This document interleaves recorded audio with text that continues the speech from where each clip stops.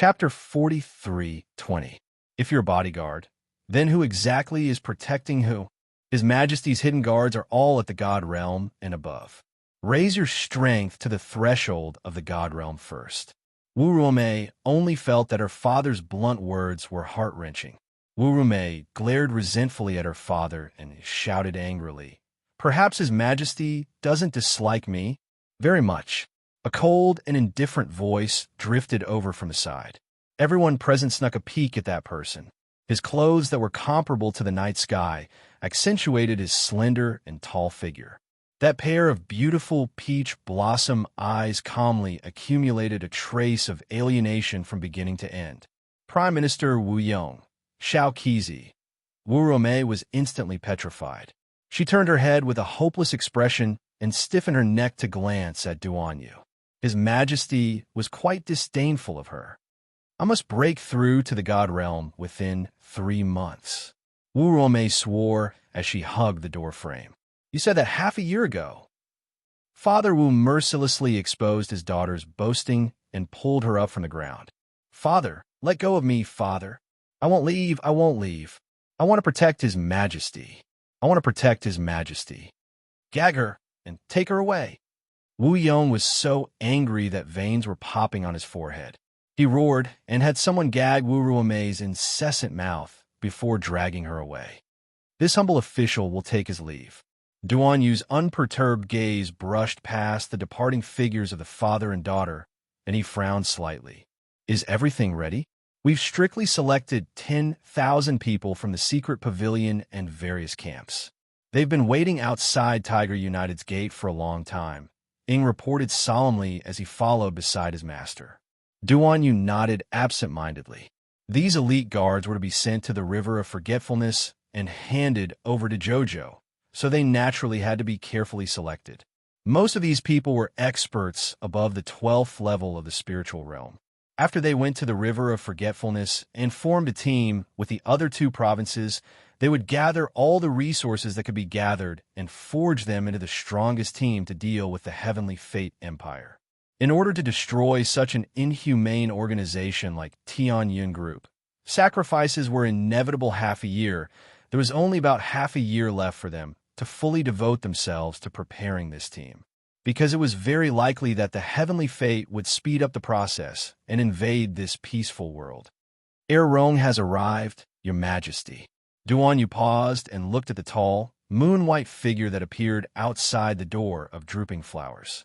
Rongqing's brows were picturesque, and her expression was calm. She looked straight ahead and bowed. Your Majesty. Duanyu waved his hand and suddenly asked, Rongqing, is it all right for us to bring people to the River of Forgetfulness? Crown Prince Rong shook his head with a serious expression. That's not appropriate. Now that the situation is still unstable, Your Majesty should consider traveling again in half a year. This great master had just ascended the throne. Although his methods were swift and decisive, he had also secretly dealt with many people. However, when a new emperor ascends the throne, the Great Song Prefecture is bound to be in chaos for a while. If the emperor left now, the capital city would be without a leader. Naturally, it would not be appropriate. Duanyu harumphed and walked outside. What if we insist on going? This humble subject is willing to do it for you. Huh? Who wants you to do it for me? Rongqing followed behind him for a while.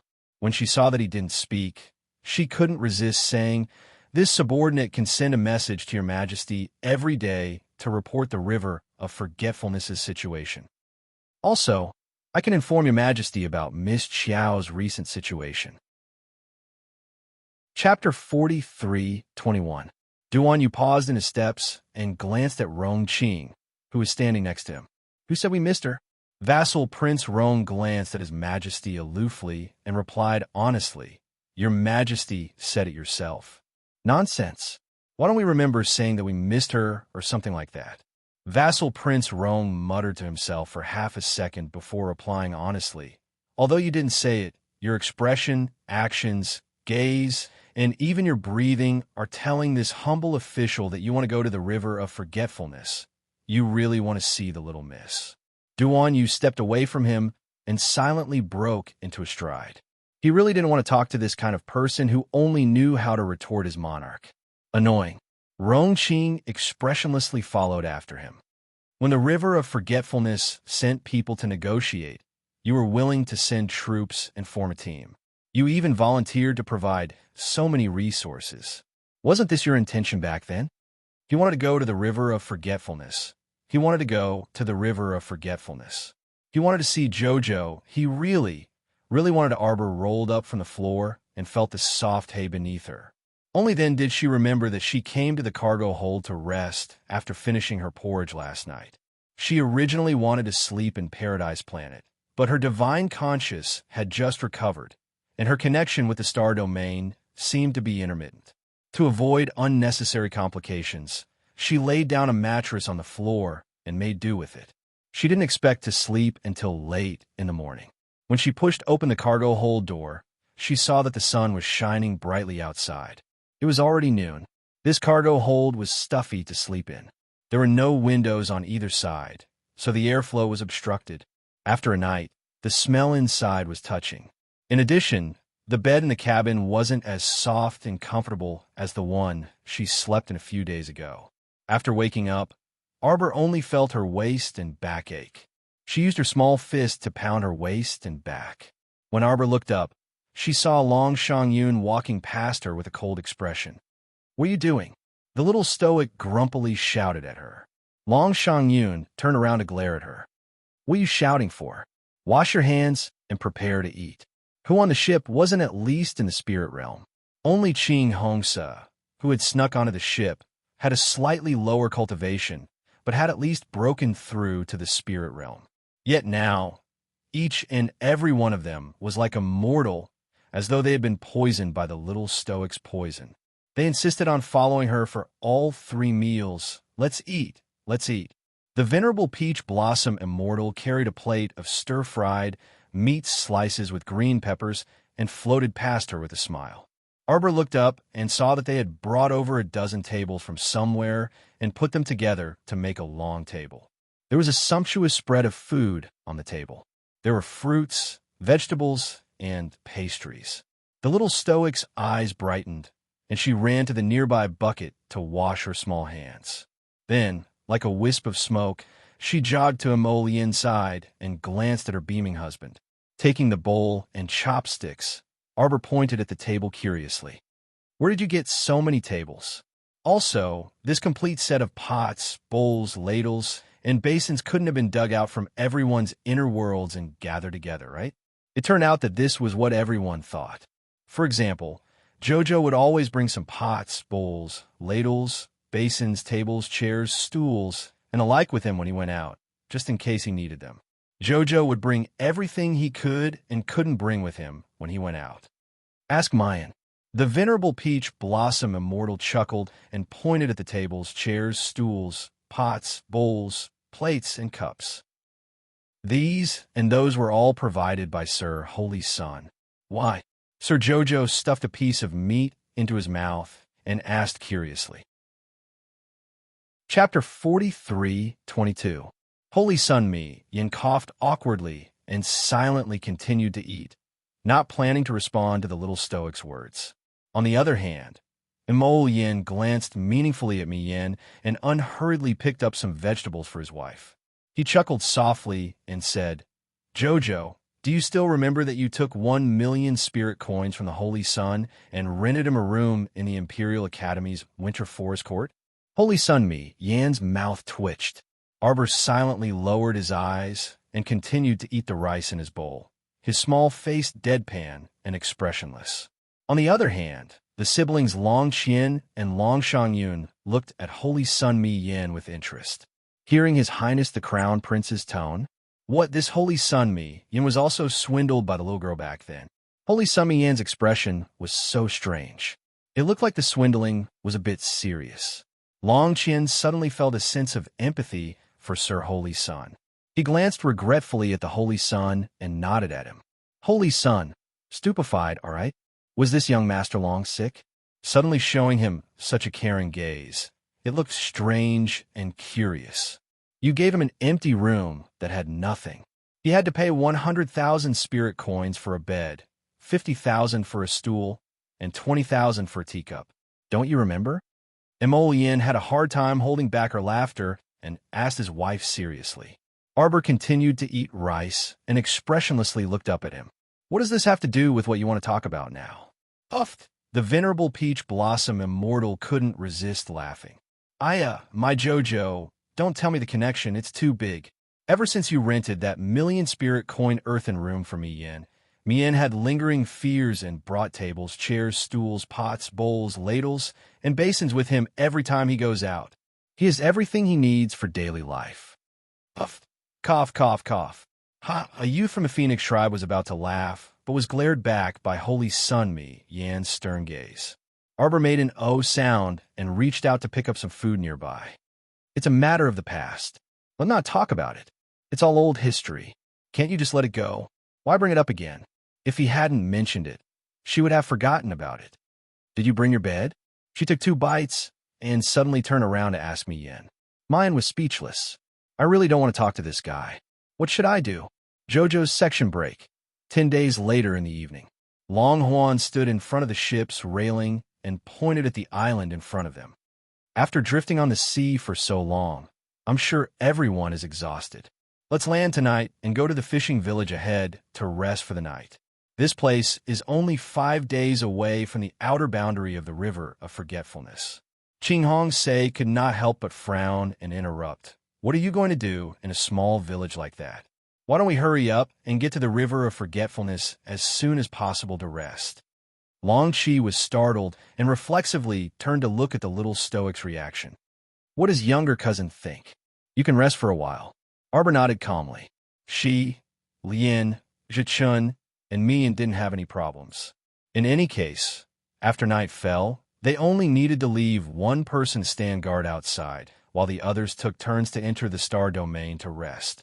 Everyone else, however, was extremely exhausted, especially the Phoenix tribe, those landlubbers. They weren't used to the long and bumpy journey on the sea in the first place. Although their cultivations weren't weak, it was still very tiring to be at sea for so many days. Now, their handsome and beautiful faces looked a bit sickly, making them look a bit pitiful. Chapter 43-23. Feng Chanqing heaved a sigh of relief. After being on the boat for 10 days, he felt like his bones were about to fall apart. Arbor glanced at him and kindly took out a stack of ointment from his inner world and handed it to him. Stick it on and soak in your bath at night. I guarantee that you'll be 100 times more energetic tomorrow. Thank you, holy lady. Feng Chanqing bowed. Feng Zhongfei hurriedly ran to his elder brother and leaned his head over to see what was in his hand. After the boat docked, the group disembarked in a single file. When their feet touched the ground, they couldn't help but feel a sense of loss.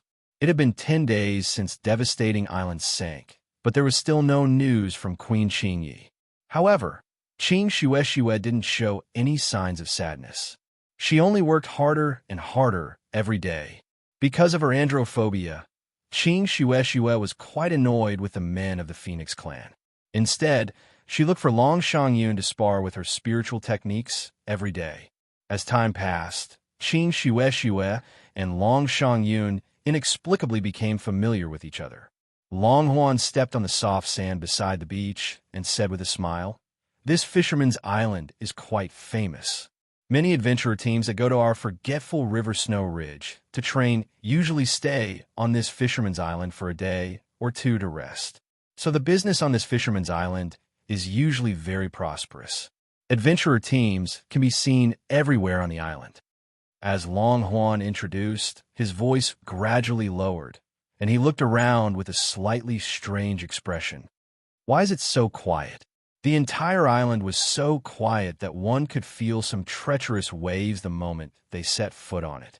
It was as if the entire island had sunk into a deathly silence. Even the chirping of birds and cicadas had completely disappeared. Long Shangyun and Qing Xue looked at each other.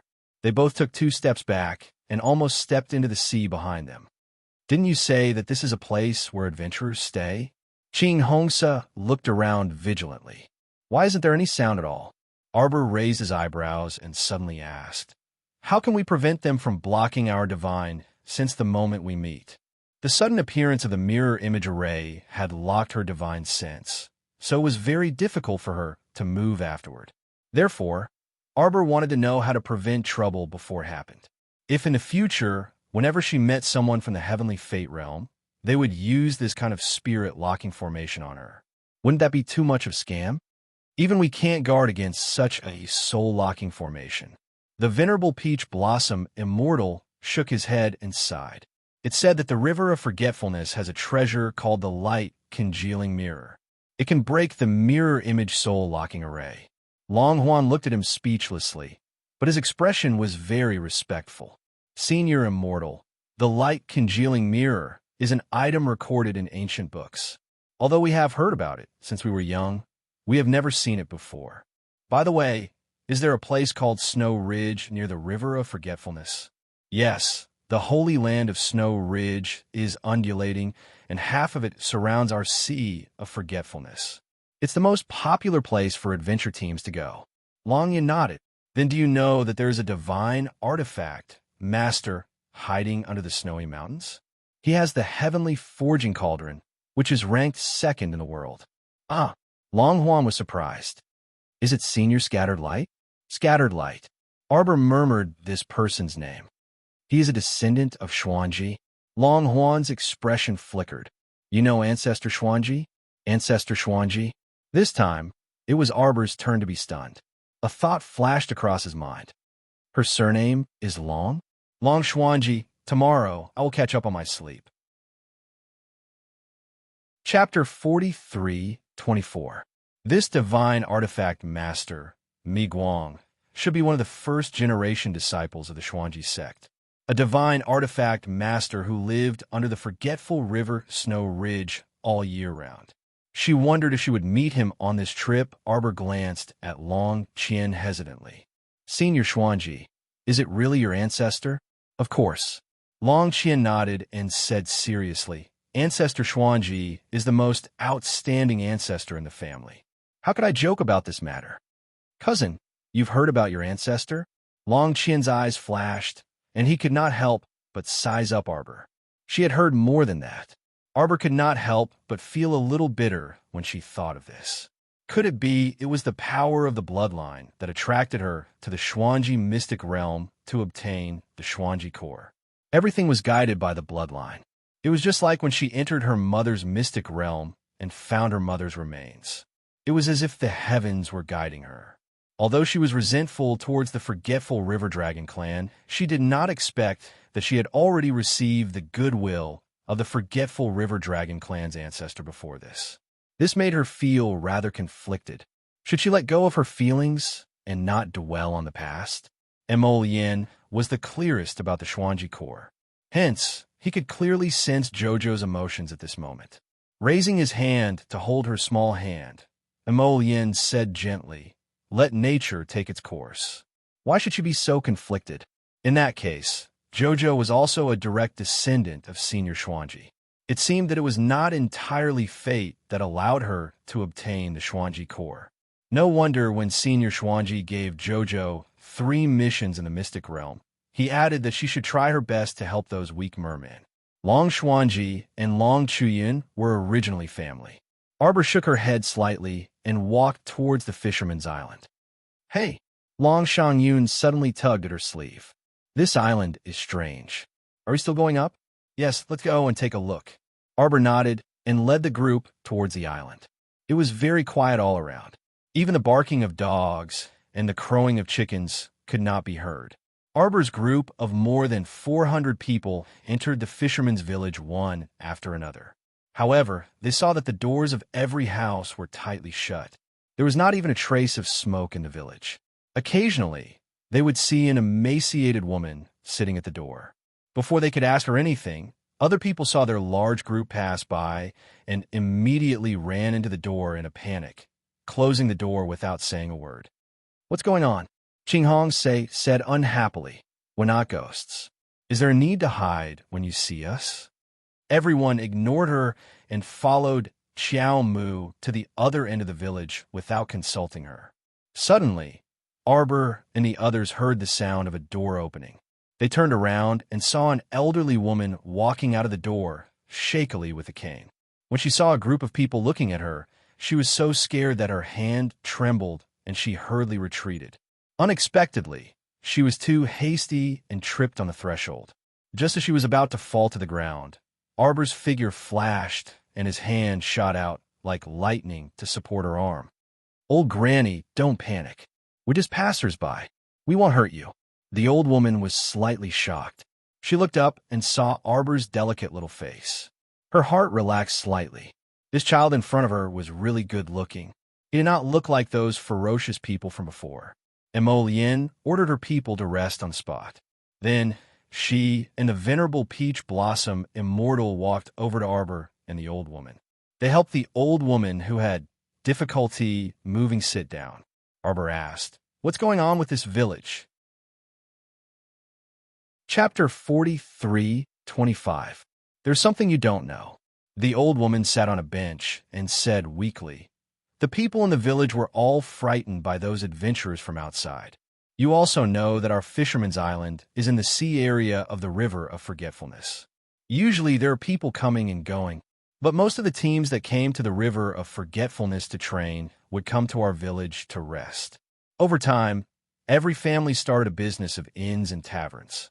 Arbor saw that the old woman's lips were dry and cracked, speaking intermittently. He reached out and took out a pot of tea, pouring a cup for her. The old woman's hand, holding the teacup, trembled slightly. She hurriedly took it and thanked him. The woman mentioned that the fresh water on Fisherman's Island was polluted. The people on the island had been forced to cut off water for several days. I don't know what happened at that time, but many of those adventurers from outside suddenly turned into zombies. A few dozen youths from our village, in order to save the entire village, led those Shioja to the stone formation behind the village. The old woman couldn't help but cry when she spoke of this. Those children were all very young and very brave. They had clearly stepped onto a path of no return, but they still did it without hesitation. "So, those mutated zombies are still in your village?" The old woman nodded, right behind in the stone formation. "Our ancestors have lived on this fisherman's island for generations. We only heard that the stone formation was built by a great Shioja with unparalleled strength." "Then why don't you leave this place?" Qing Hongsa asked suspiciously. Since it was as the woman said, there were a large number of zombies in the village. Then why were these people still foolishly staying here and not running for their lives? Arbor said indifferently, "If normal people want to leave, they naturally need a boat. Could it be that they could summon flying spirit beasts or use flying spirit tools? They didn't have any. Just now, on the way here, the village was filled with ordinary old and weak women and children. There were no boats leaving the island. Did they want these people to make a raft and float all the way to the River of Forgetfulness? What a wild fantasy." Qing Hong Se curled her lips awkwardly and turned her head to look elsewhere. She muttered softly, "Even so, we can't just stay on this island and wait for death. Humans were seeking to live, not to die. Just like her, didn't she escape from devastating City Island at the critical moment and beg for her life? You're not doing anything, yet you're expecting others to save you? These people were just lucky to encounter the little stoic before they ran out of food and water." Arbor raised his hand and patted the old woman's arm. "Grandma, your village is still short of people. Gather everyone here. When we leave, we'll take you with us." Long Shangyun frowned. "What do you want? Could it be that you want to bring these old, weak women and children with you to the River of Forgetfulness?" Long Shangyun looked at Arbor as if she was looking at an idiot. "Ah, this cousin, when did you become so kind-hearted? I don't see you treating your relatives well normally. Why are you even more affectionate with these strangers than with your own relatives?" Arbor glanced at her and asked expressionlessly, "Is there a problem?" If Arbor knew what Long Shangyun was thinking, he would definitely find her incredibly strange. Which how did she see that she treated people affectionately? Chapter 43:26. This is a big problem. Long Shangyun rolled her eyes and could not help but say, "What do you know?" Not everyone can casually go to the river of forgetfulness. Mortals like these cannot enter our river of forgetfulness realm. Arbor looked up at her. The latter waved at her in exasperation. There is no use in saying so much. You will know when you go. Long Huan did not refute her sister this time. She nodded at Arbor and said, "That is true. It is very difficult for mortals to enter the river of forgetfulness. Even if clan leader is lenient and agrees to give them a pass, these mortals still need a talisman to enter the river of forgetfulness with their physical conditions." Long Huan shrugged and said, "It is very difficult to obtain." Long Shangyun nodded again. "It is difficult enough for normal Xiuzha to enter the river of forgetfulness. You still want to bring a group of mortals in? Impossible. It is as difficult as ascending to heaven." Arbor asked expressionlessly, "What is so difficult about using the storage talisman to bring them in? Could they go into the water? Or could they not pass through the river of forgetfulness realm? They were all in the storage talisman. What other problems could there be? It was just an excuse. They did not want to accept these troublesome fishermen at all." Long Shangyun was speechless. She looked dazedly at her for a moment before saying in exasperation, "In short, it is not possible." The old woman saw that they were about to quarrel and hurriedly advised from the side, "Everyone, do not quarrel over this old woman and others. If we can get rid of those evil beings behind the island, maybe we can continue to survive on this island.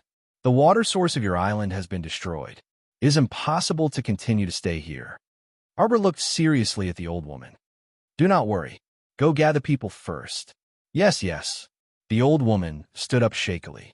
Arbor called and had Feng Zhangfei help the old woman to gather people. Long Shangyun glared angrily at the person in front of her. "You're used to being a good person. Do you know that ever since the corpse poison spread in the sea and the living environment became worse, we have been forced to move to the south of the river of forgetfulness? It is not easy for our clansmen to survive, and we have to take care of these troublesome mortals? What are you thinking?" "Shangyun." Long Huan tugged at her hand and turned to look at Arbor. "Cousin, what Shangyun said is true. Furthermore, the river of forgetfulness is indeed not suitable for ordinary humans to live in. You'll understand once you go there. How about this, cousin? I'll send someone to send them out of the sea and settle down in a nearby city." But Long Huan glanced at Arbor and said, "We need to leave this cargo shipped to them. For the rest of the journey, I'll have to rely on my cousin's cough, Qi Shout Songlong. What do you think?" Long Shangyun's eyes lit up as she looked at Arbor. She had had enough of this cargo ship. Her arms and thighs were so sore from sleeping last night that she felt like dying. He might as well sleep on the little stoic's bamboo couch. Not only was it clean and refreshing, but there was also a cotton quilt on top of it. He could pass the night comfortably and needn't worry about anything. "That's right. Can we not charge for it?" Long Shi asked weakly. When he saw Sir Jojo glance at him, he hastily added, "Or we can charge less." After all, they wanted to commandeer Sir Jojo's ship because they wanted to do a good deed. If they had to fork out their own money to rent Qi Shout Songlong, then they would be too innocent. Chapter 43:27. Long Shangyun glared at her brother. Her brother was becoming more and more obsequious in front of the stoic face. It was truly an eyesore. Arbor glanced at the siblings and looked up when she heard footsteps. She saw the elderly woman leading a group of about 70 to 80 old, weak women and children in front of them and saluting in unison. No need to be so courteous. Arbor nodded indifferently and turned to look at Long Qian, who was sneaking glances at her. Find a few more people to take them back and settle them down. Long Qian sighed in relief, and a happy expression appeared on his face. Okay. He had thought that his cousin was going to oppose him again and stubbornly take these people back to the river of forgetfulness. He didn't expect her to be so easy to talk to and agree immediately. "Cousin, don't worry. I will definitely take care of this matter properly. I will definitely take these people to the seaside city and settle them down properly." Arbor nodded expressionlessly. Perhaps it was because they were used to her expressionless attitude, but Long Qian and his sister didn't think much of it, so you'll get used to it after looking at it for a while. right? In the past, they might have thought that the damned stoic face was always stoic, as though someone owed her millions of spirit coins. They really wanted to tear off her stoic face and viciously stomp on it a few more times before giving it a good beating. But now, they might think, oh, isn't it perfectly normal for a stoic face to always be stoic? Long Xian called over 4 or 5 strong men from the Dragon Clan and instructed them to take the old, weak, women, children, and the boatmen back with them. There was still a lot of food left on the ship, and it was all left for them. Calculating the time, these supplies would be enough when they returned to the seaside city. The old woman and the old, weak, women and children on the island originally thought that they were going to die here, but they didn't expect to see a glimmer of hope at the end of the tunnel. They naturally thanked Arbor and the others profusely. Qing Hongsa couldn't help but mutter, "If we leave all that food to them, what will we do in the future?" Third sister, "We cultivators won't starve to death even if we miss out on a few meals." Qing Hongsa was a little dissatisfied. Why did she have to pay for food in order to take care of a few strangers after she had fled so bitterly? That ship of supplies was prepared by the queen in advance, and it was given to an outsider for free. Arbor ignored her. This Qing Hongsa, other than having a foul mouth and being selfish, didn't have much else. If she didn't pay attention to her, over time, this person would naturally shut her mouth. Besides, they had also used a lot of the supplies on the ship in the past 10 days. They were all ordinary living utensils, food, fruits, and the like. What was there to feel bad about? Previously, young Lord Long had spent a lot of money in sovereign capital to purchase high-grade goods from Kaidai Veranda and Precious Painting Workshop. She had stored them in a storage talisman without using them. What golden silk veil, fine satin quilt, it was just the right thing to use to spread out his crimson firmament blue wave boat and live a comfortable life. Do you want to take a look at the stone array at the back? To be honest, Long Huan was quite curious. What kind of powerful Xiozha could set up such a powerful stone formation behind the village? How could a mere stone array trap so many corpse puppets? Even Imo Yin felt that it was somewhat magical. If it was really useful, it would be a good idea to learn it. The young couple looked at each other, nodded, and walked towards the back of the village. Chapter 43:28. Everyone followed the young couple's footsteps and sprinted to the back of the village. When they saw it, they couldn't help but be stunned. There was an enormous stone formation in front of them. Each stone was so wide that it would take 3 people to wrap their arms around it, and more than 1.5 adults' height. These large stones seemed to have been moved here by unknown Xiozha from somewhere. They were abruptly erected in the empty space behind the village. One stone was separated by another. There were hollow patterns of various shapes and colors carved on them, and they looked slightly eerie. Arbor took a look and then looked away. The little guy who did not understand formations looked up at her husband. His brow was furrowed as he looked intently at the formation in front of him. He did not blink for a long time.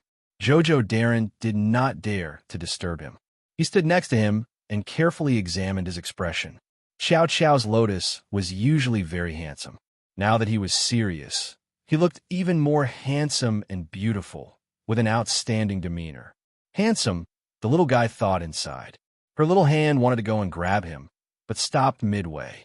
When Mo Yin refocused, she saw the little guy's white hand that had retracted. She did not hesitate to reach out and grab it. "Jojo, I found 2 life gates and know the essence of this formation. Let's go." Mo Yin excitedly grasped her little hand and pulled her into the stone formation. "Pay attention to your steps. Don't mess up your steps."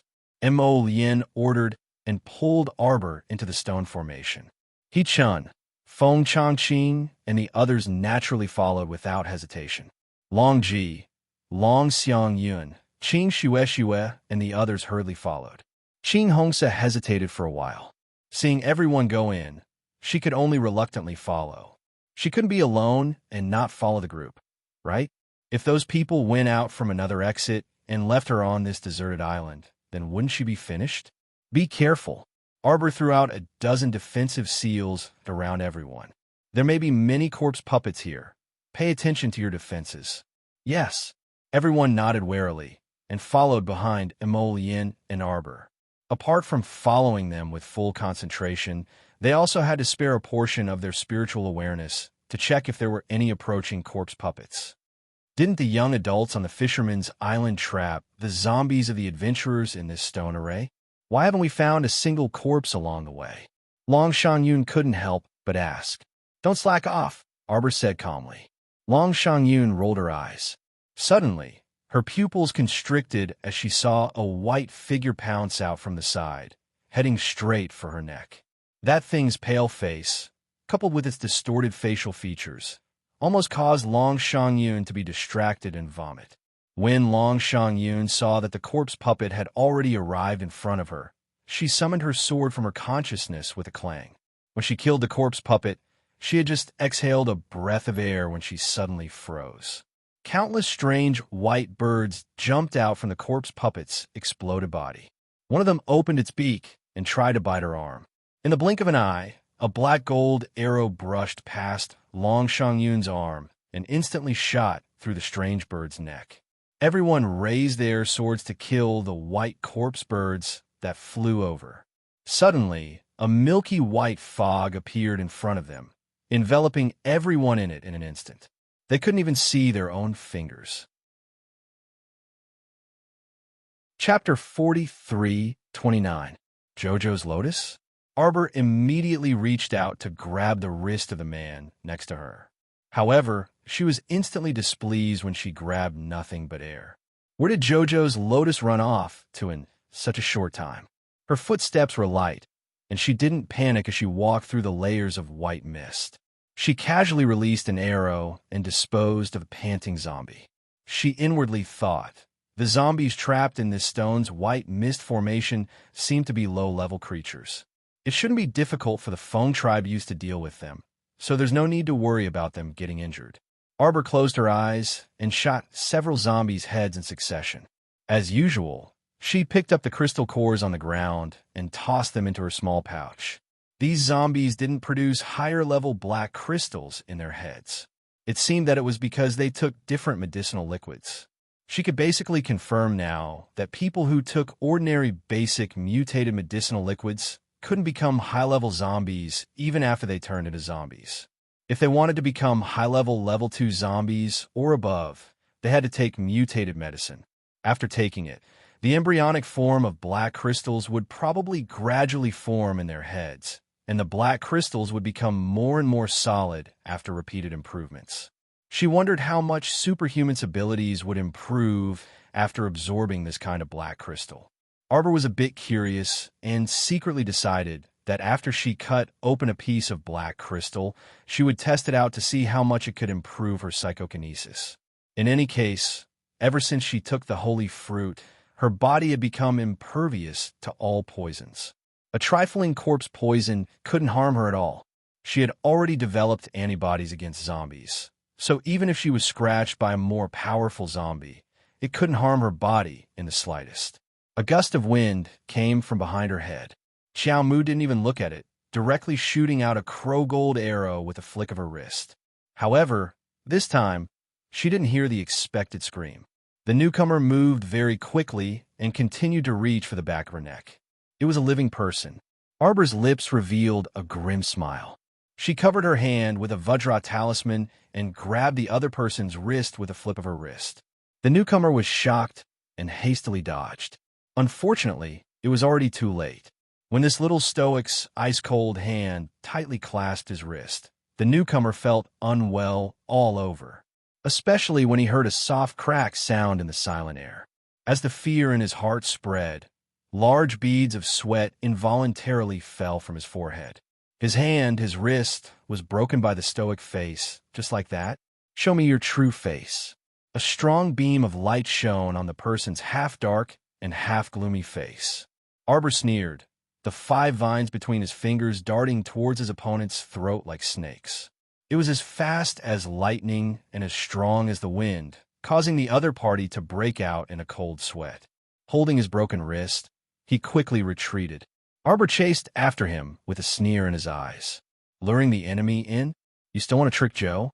Who was it that was so stupid to impatiently make a move? This method of doing things was not at all like Mu Qingya's brilliant method of calmly waiting for the right opportunity.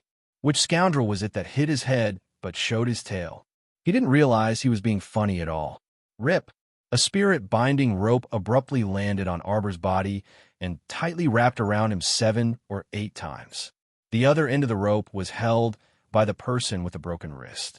Right now, he was looking at her with a smug expression, as if victory was already in his grasp. Chapter 43:30. Arbor could clearly see this person's face hidden behind the stone array, half in light and half in shadow. It was a very delicate face, but at this time, because of the pain, that face had long been distorted into a rather ugly appearance.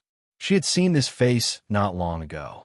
It was the person who had given her a trace of a nightmare from her previous life in Sheng Jiawei's battle arena the moment they met. Jiawei Academy's Buyi? The one who followed beside Li Xiangbei. Arbor hooked her lips. What? Has Tianyun set his sights on Jiawei Academy again? Tianyun had sent people everywhere to hide in aristocratic academies to search for more talents for his organization to test medicine, right? Buyi clutched his broken left wrist, looking coldly at Arbor, and said fiercely, Arbor, I've been waiting for you for a long time. The grudge between the two of them had grown big. Originally, 2 fingers on his hand had been broken by the Crown Prince's people because of this woman.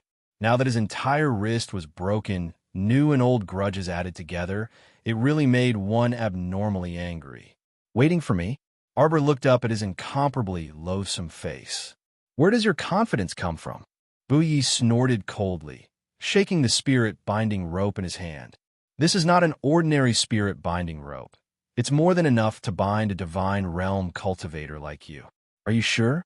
Arbor stared coldly at the other.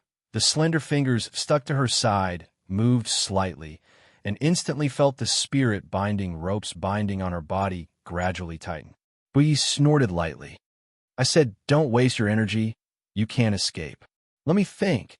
How should I take you away? Is it more convenient to let you fall asleep or to just break your legs? Arbor's cold eyes looked directly at the other. Her lips curled slightly, and a mocking sneer appeared. Oof. I think you won't shed tears until you see the coffin. Buyi was directly angered by her disdainful gaze, and an arc of light in his hand swept towards Arbor's knees. Arbor's eyes gradually turned cold. His limbs were tied up, and he couldn't move his body. He felt as if something heavy was dragging him. Several defensive talismans appeared in front of him, and the power of the talisman enveloped his body, blocking the sword of buy in time. Startled Swan jumped out, and with a buzzing sound, it cut open the spirit-binding rope on her body. In just a few seconds, Arbor had already broken free. His figure leaped forward, and the startled swan dagger shone with a sharp aurora. It was cold and sharp like a line of snow, and it instantly cut open the clothes on Bai's chest. The man lowered his head and saw that his clothes were wide open. There was a torn wound on his skin, and blood was flowing down. What a sharp dagger! Bai took a deep breath and suddenly felt very annoyed. He didn't expect that after just a few rounds, he would be injured by this woman again and again. Now, even the spirit-binding rope couldn't bind her. Therefore, this dagger of hers must be an unstoppable divine artifact. Damn it! Bai's eyes darkened, and a layer of divine armor covered his upper body. The long sword in his hand was also covered with ice crystals, and he suddenly swung the dagger in front of him. He spun around and kicked, and Bai flew into the air. The sword in his hand exploded, and he still slashed towards the little girl's legs. Of course, he didn't want her to die. He wanted her to live a life worse than death. Arbor looked coldly at the incoming sword light and summoned the thunder sword to meet it head-on. Suddenly, she heard a flutter of clothes, and M.O. Lian's cold, handsome face instantly blocked in front of her, and he summoned the Black Moon with a backhand. A long cry cut through the air, and the dark sword light of the Black Moon blocked Bai's fierce attack. Chapter 43:31. How did this person get here so quickly? Buyi was shocked, and his gaze flickered. This stone array had been modified by the array formation master he had brought with him, who had added some new things. He sneaked onto Fisherman's Island with his men without informing anyone, all for the sake of silently waiting there. After waiting here for 2 days, he had the formation master reinforce the stone formation. That was why the zombies could not escape. Otherwise, how could the original formation trap the zombies for so long? Once the stone formation was broken, the zombies should have rushed out to tear the remaining people in the village to pieces and eat them. So how could Prince Mo find this place so quickly? This formation had been modified by the formation master. Unless he was very familiar with the operation of this formation, it was impossible before he could continue hesitating. The Crown Prince's sword gleam caught up to him like lightning. Bui was shocked. As he retreated quickly, he threw out a round bead. The moment it exploded, smoke filled the air. His figure disappeared into the smoke. He clutched his aching left wrist and panted heavily. That damned Emolien. How did he get here so quickly? Didn't this array formation completely isolate many of them from the outside world? How could it be? Whoosh! A bright light broke through the heavy fog in front of him. It was like a scorching sun illuminating this space. An arc of sword gleam chased after Bouye. Bouye's eyes bulged. He was shocked. He bounced and rolled backward. He dodged a few times and avoided most of the sword gleam. However, he felt a chill on his shoulder. Lowering his head, he saw that blood was flowing out of his body. He had received another sword strike on his shoulder. Pain assaulted his heart. Bouye was shocked. He looked up slightly and saw a slender figure holding a little girl's hand. They suddenly appeared not far away. They caught up again. Bouye's current emotions were not just fear and uneasiness. He felt a strong sense of defeat. This kind of formation that covered the sky and waited for people to walk into a trap. However, it felt like catching a turtle in a jar. It made him feel powerless. A feeling that Mo Yin, this person, seemed to be undefeatable, even rose from the bottom of her heart. Lord Jojo waved away the thick fog in front of his eyes. With one hand holding the Crown Prince's hand, he quickly passed through the fog formation. At a glance, he saw the ashen-faced Bai. Humph! Bui suddenly raised his hands and shouted, "Grandmaster Chu, change the formation." As soon as he finished speaking, he quickly disappeared into the stone formation behind him to the left. Mo Yin tightened her grip on Arbor. She looked coldly at the changing scenery in front of her. The original stone formation was suddenly filled with black chi. Ghostly wails and howls could be heard everywhere.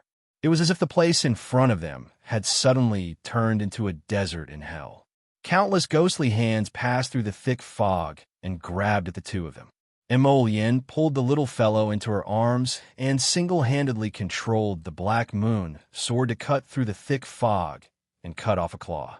Seeing countless zombies pouncing at him from all directions, he swiftly lifted the little stoic up, allowing her to soar into the air.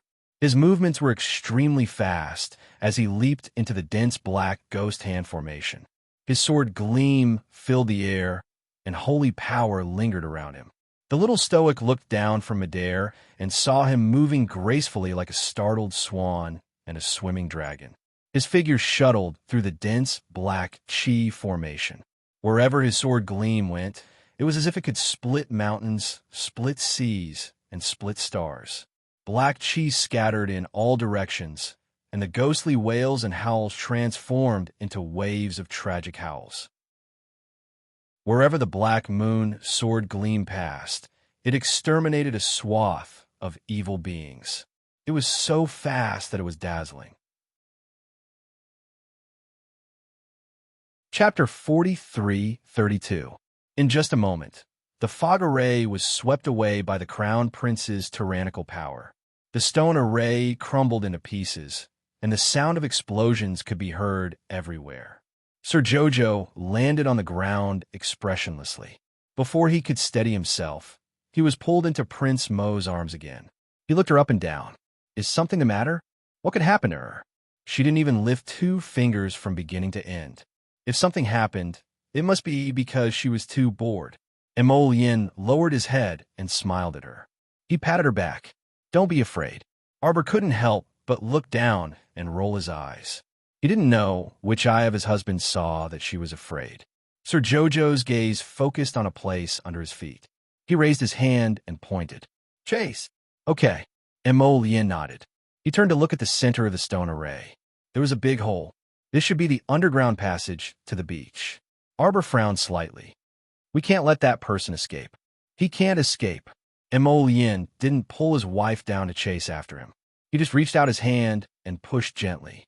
A black fire that seemed to have a spirit instantly came out of his palm and chased into the hole. It chased deep underground and extremely fast speed. Let's go. Mo Lien held his wife's small hand and squeezed it gently. This boy must have something to rely on if he dared to come here and cause trouble so presumptuously. Who did he think a broken array could trap? The Crown Prince's eyes were cold. He picked up his wife and swayed lightly. A hole suddenly appeared in the void in front of them. The two of them disappeared without a trace. On the other side, Bai and his group were like stray dogs as they passed through the secret underground passage. The dozens of Heavenly Fate disciples behind them screamed in horror. They scrambled out of the secret passage with Bai's deputy hallmaster. Those who were slow were immediately devoured by the spiritual black fire behind them. Bouye's pupils constricted as he watched the disciples turn into a pile of ashes under the burning of the black fire. The black fire spread instantly. The disciples of the Heavenly Fate sect retreated in fear. Suddenly, two flying swords pierced through the clouds and the moon, flying straight to Bouye. The latter hurriedly swung his sword to block one of the swords and pulled a Heavenly Fate disciple in front of him. The sword pierced through the disciple's heart with a soft sound. The latter did not even have the chance to make a sound before he died and was immediately used as a scapegoat. The long sword that had pierced into the chest of the unlucky bastard made a soft clang sound. Suddenly, the sword was lifted and flew backwards. Bouye raised his head, his pupils constricting. The sword fell into the hands of a smiling man dressed in red. It was the venerable immortal by Mo Lien's side. They came so quickly. Bouye subconsciously took a step back. His eyes narrowed as he tightened his grip on the sword in his hand.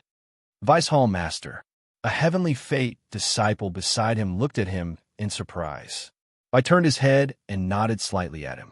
The Heavenly Fate disciple took out something from his inner world and threw it into the air. A flying spiritual artifact suddenly formed. Bouye was the first to escape. He had just leaped into the air when he saw a green vine wrap around his feet. The vines grew rapidly, and in a flash, they wrapped around Bai's arms and shoulders, tying him up from head to toe. The venerable peach blossom immortal chuckled. He guided a wisp of wood spirit with his fingertips. With a slight tug, Bouye was pulled down from the air. Chapter 43:33. Brother, where do you want to go? Vice Hall Master. Vice Hall Master.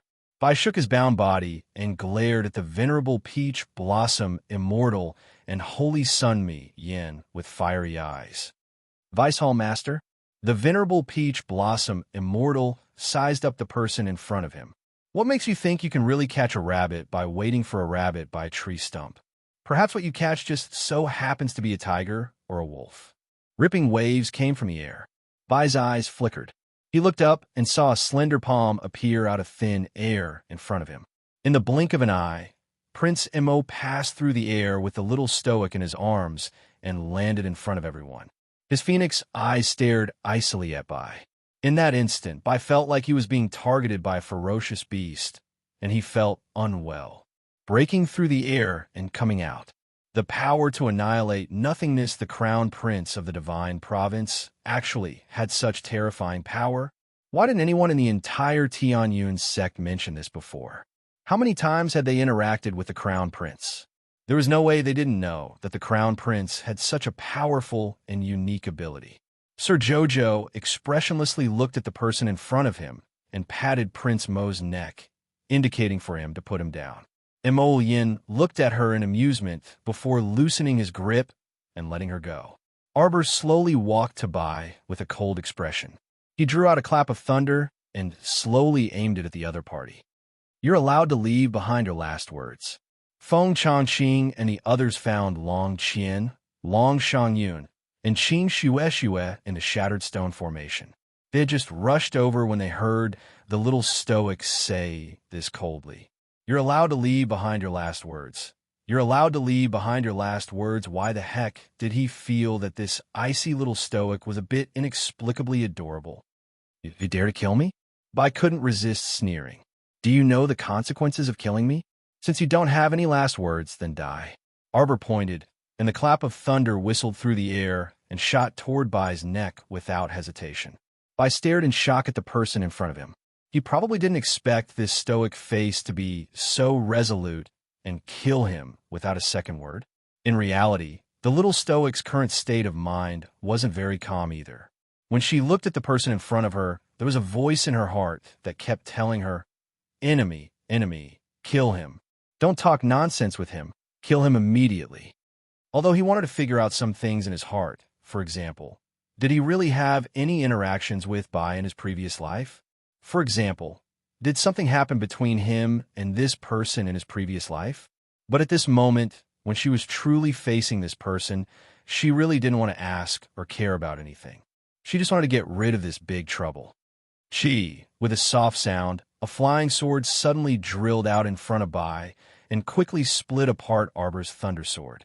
Sudden, thunder shook and was summoned back to Arbor's hand, clasping it between his fingers. She leaped into the air, ice crystals and water spirits emerging from her hands. They rustled like flying blades as they rushed towards Buyi. Wait, stop. Buyi suddenly realized that the stoic face in front of him wasn't joking with him. She really wanted to kill him. So when she asked him if he had any last words, it really was the truth and not a joke like other people. What right do you have to tell me to stop?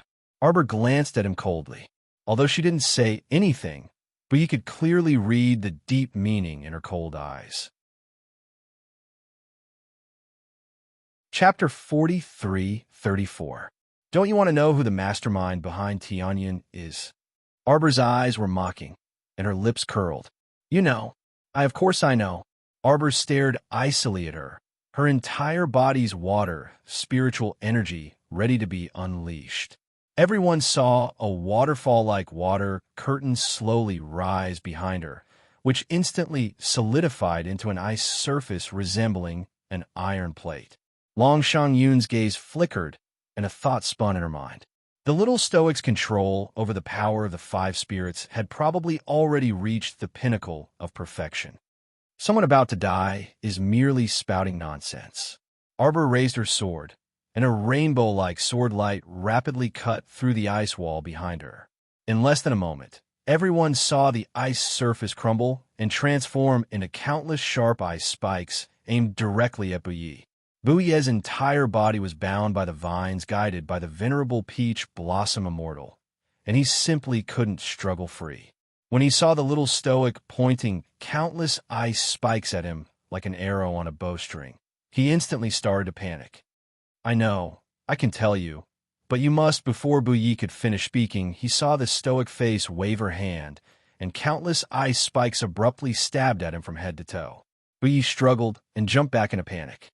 He used his divine perception to guide his flying sword and slashed several ice spikes back and forth in front of him. However, he quickly discovered that there was practically no end to those ice spikes.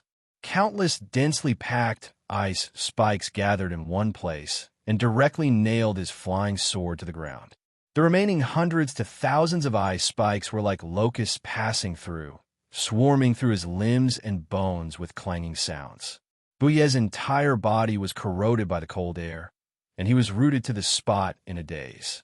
Everyone clearly saw the berserk power of the sacred water scuttling back and forth in his body, wantonly destroying his dantian and meridians. In a flash, the cold air spread from Buyi's hair to his eyebrows, eyes, nose, and mouth, all the way down to the soles of his feet. Within minutes, his entire person turned into a transparent, crystal-like ice sculpture. The fear in his eyes could still be seen through the ice. His mouth was slightly agape, and his eyeballs were bulging out of their sockets. The panicked expression on his face was completely exposed. Damn liar. Arbor looked at him coldly.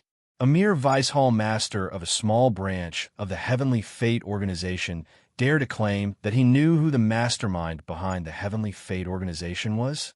You want to lie to JoJo again? You're spouting too much nonsense. Go to hell.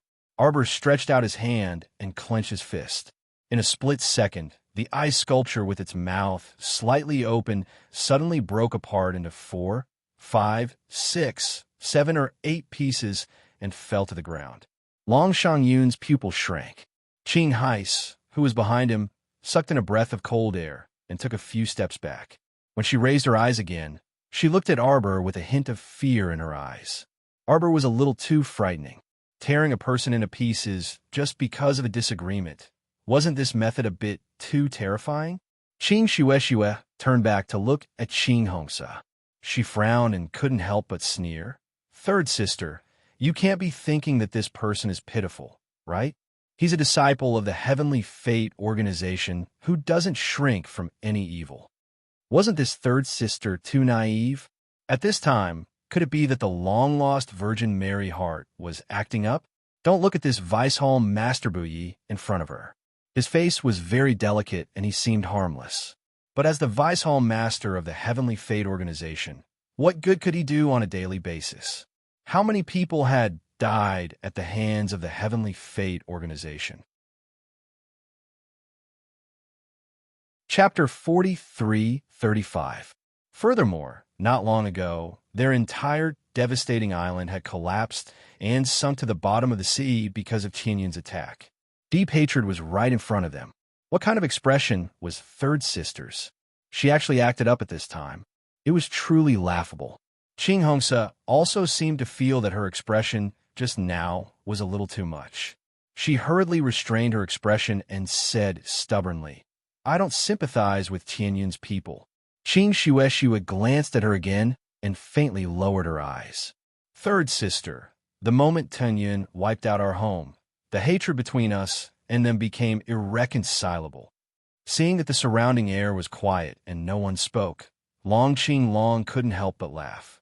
Long Huan could not help but clear his throat, then chuckled awkwardly and said, Just now, our brothers from the Phoenix clan have cleaned up all the corpse puppets in the stone formation. We've already checked the surroundings. There are no more corpse puppets left. Long Shangyun said, Since that's the case, let's leave now. Hurry up and let her board the Crimson Firmament Blue Wave ship to take a comfortable bath and sleep. She really didn't want to move a single finger.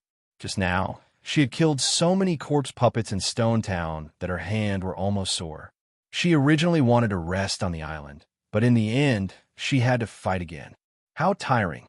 Long Qing also nodded, but quietly glanced at Sir Jojo and said, although this place has already become an abandoned, deserted island, everyone is also very tired after fighting for so long. In my opinion, why don't we return to the village and find a slightly cleaner house to stay for the night and rest? We'll set off tomorrow morning. They originally came to this island to rest. Now that they came up and fought, not only did they not rest, they were even more tired. Big brother, you? Long Shangyun looked at Long Qing strangely.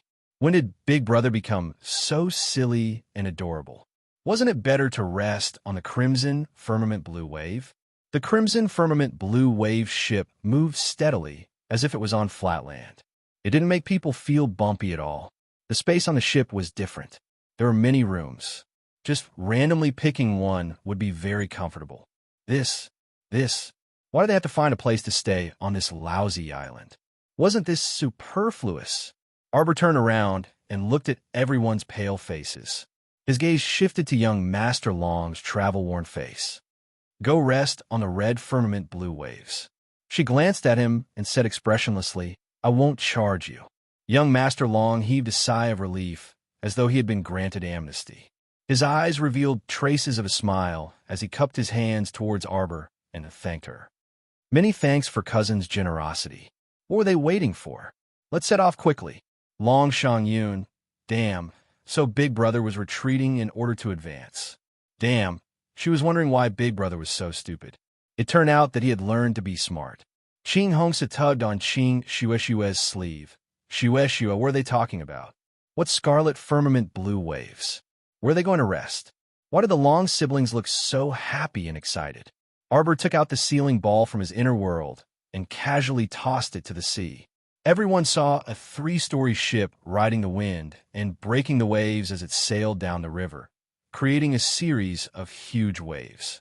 The entire ship sank several feet into the sea and came to a steady stop. "Let's go." Long Shangyun waved at Qin Shueshu excitedly. Following Arbor and the others, they flew towards the crimson firmament blue wave. Great! They finally got rid of that lousy ship. They didn't have to sleep on the ground and on haystacks every day. Their backs were sore from sleeping. Yo, yo, yo, the future was promising. Chapter 43:36.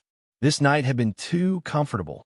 After being tossed about on the dilapidated ship for so many days and suddenly returning to a sacred weapon like the crimson firmament blue wave, she suddenly felt that this treatment and benefits simply couldn't be mentioned in the same breath as before. After a good night's sleep, Long Shangyun walked up to the deck to breathe in the fresh air and couldn't resist stretching. When she turned around, she saw 2 tall and handsome men, one in red and one in white, walking down the spiral staircase. For a moment, she felt that nothing in the world was more beautiful than this. The man in red leaned against the railing and chuckled with a wine pot in his hand. The man in white was like a holy light shining on all things, and his expression was aloof. As the 2 people's eyes swirled, it was as if a myriad of afterlights were flowing down. The myriad colors in the world were all gathered around this damn stoic. Long Shangyun took a bite of the dried bun in her hand. Her nose twitched, and she smelled the fragrance of clear porridge. She walked forward without stopping and hastily followed the scent. Then, she saw an expressionless face in a moon-white robe appear in front of her. "What are you doing?" As expected, the little stoic immediately hollered at her. Long Shangyun speechlessly rolled her eyes, but her gaze followed the large pot of porridge in the little stoic's hand. "Washing my hands." The little stoic glanced at her disdainfully and walked past her. Long Shangyun turned around and bared her teeth at the little stoic's back. "This damn stoic, can't you speak properly?"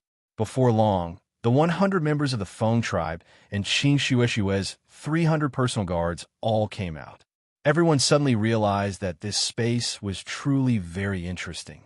This deck didn't look very big, but it didn't feel crowded even with more than 400 people squeezed together. The surroundings were still empty. "We'll see the snowy ridge if we continue forward," Long Huan said to Arbor with a smile. "Cousin, are you going to look for senior fine light of the snowy ridge sacred land now?" Arbor shook her head. Let nature take its course. She had already given the remaining nameplates of the Xuanji School's first-generation disciples to seniors Chun Chi and Lu Zheng. Without nameplates, it would be troublesome. In any case, this matter wasn't urgent.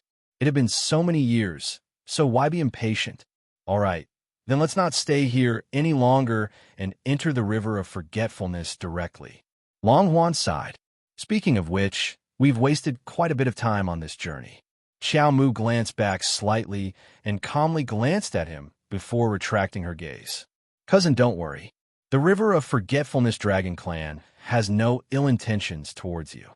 Long Huan hurriedly said, "Besides, grandmother really wants to meet you." Arbor didn't say anything. He put down the bowl of porridge, got up, and walked to the railing. Crown Prince Mo faintly swept Long Huan a glance. Seriously, Long Huan could sense the dense warning in the Crown Prince's eyes even through the air. He had seen a lot along the way. For someone like the Crown Prince who loved his wife as much as his life, if the Dragon Clan of Wangchuan really did anything harmful to the little stoic, the Crown Prince would probably uproot the entire Wangchuan. Between the 2 of them, there was no need to say anything, but everything was expressed in silence. It was truly worthy of envy.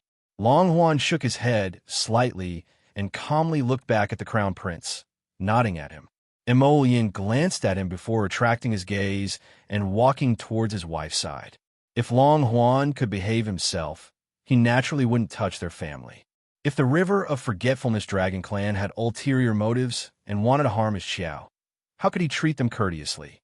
He naturally had to protect his wife to the end. Chapter 43:37. On the vast sea, a fast ship was heading towards the depths of the River of Forgetfulness. The ship had been circling around the snowy mountains for many days, but it still hadn't found the place where the people of the River of Forgetfulness lived. What's going on? There's no island here. Could it be that the River of Forgetfulness Dragon Clan and their clansmen are all gathered in the snowy mountains? After searching for a few days without finding the entrance, Here was already very impatient. Mu Rochuan stood on the deck and looked at the sea in the distance, not saying anything for a long time. "Eldest miss, what do you think?" He sighed and suppressed her temper to ask. After interacting with this eldest miss for a while, he realized that this eldest miss's personality was too stuffy. Basically, if she didn't ask her or talk to her, she could be stuffy for a few days without making a sound. Of course, he didn't know that this dull eldest miss used to be in high spirits and was quite confident in her eloquence. If Mu Rochuan stood in front of Mu Xingqian and Arbor now, the two siblings would probably be shocked. Her change was too great. Eldest Mississippi, Hong Chong led the two of them over and cupped his hands slightly towards Mu Rochuan. After interacting with her for a while, Hong Chong was somewhat convinced by this eldest Mississippi. At first, he and Er both felt that this eldest miss with no cultivation was simply causing trouble here. But gradually, they also realized that this unusually calm eldest miss was very much like their hallmaster.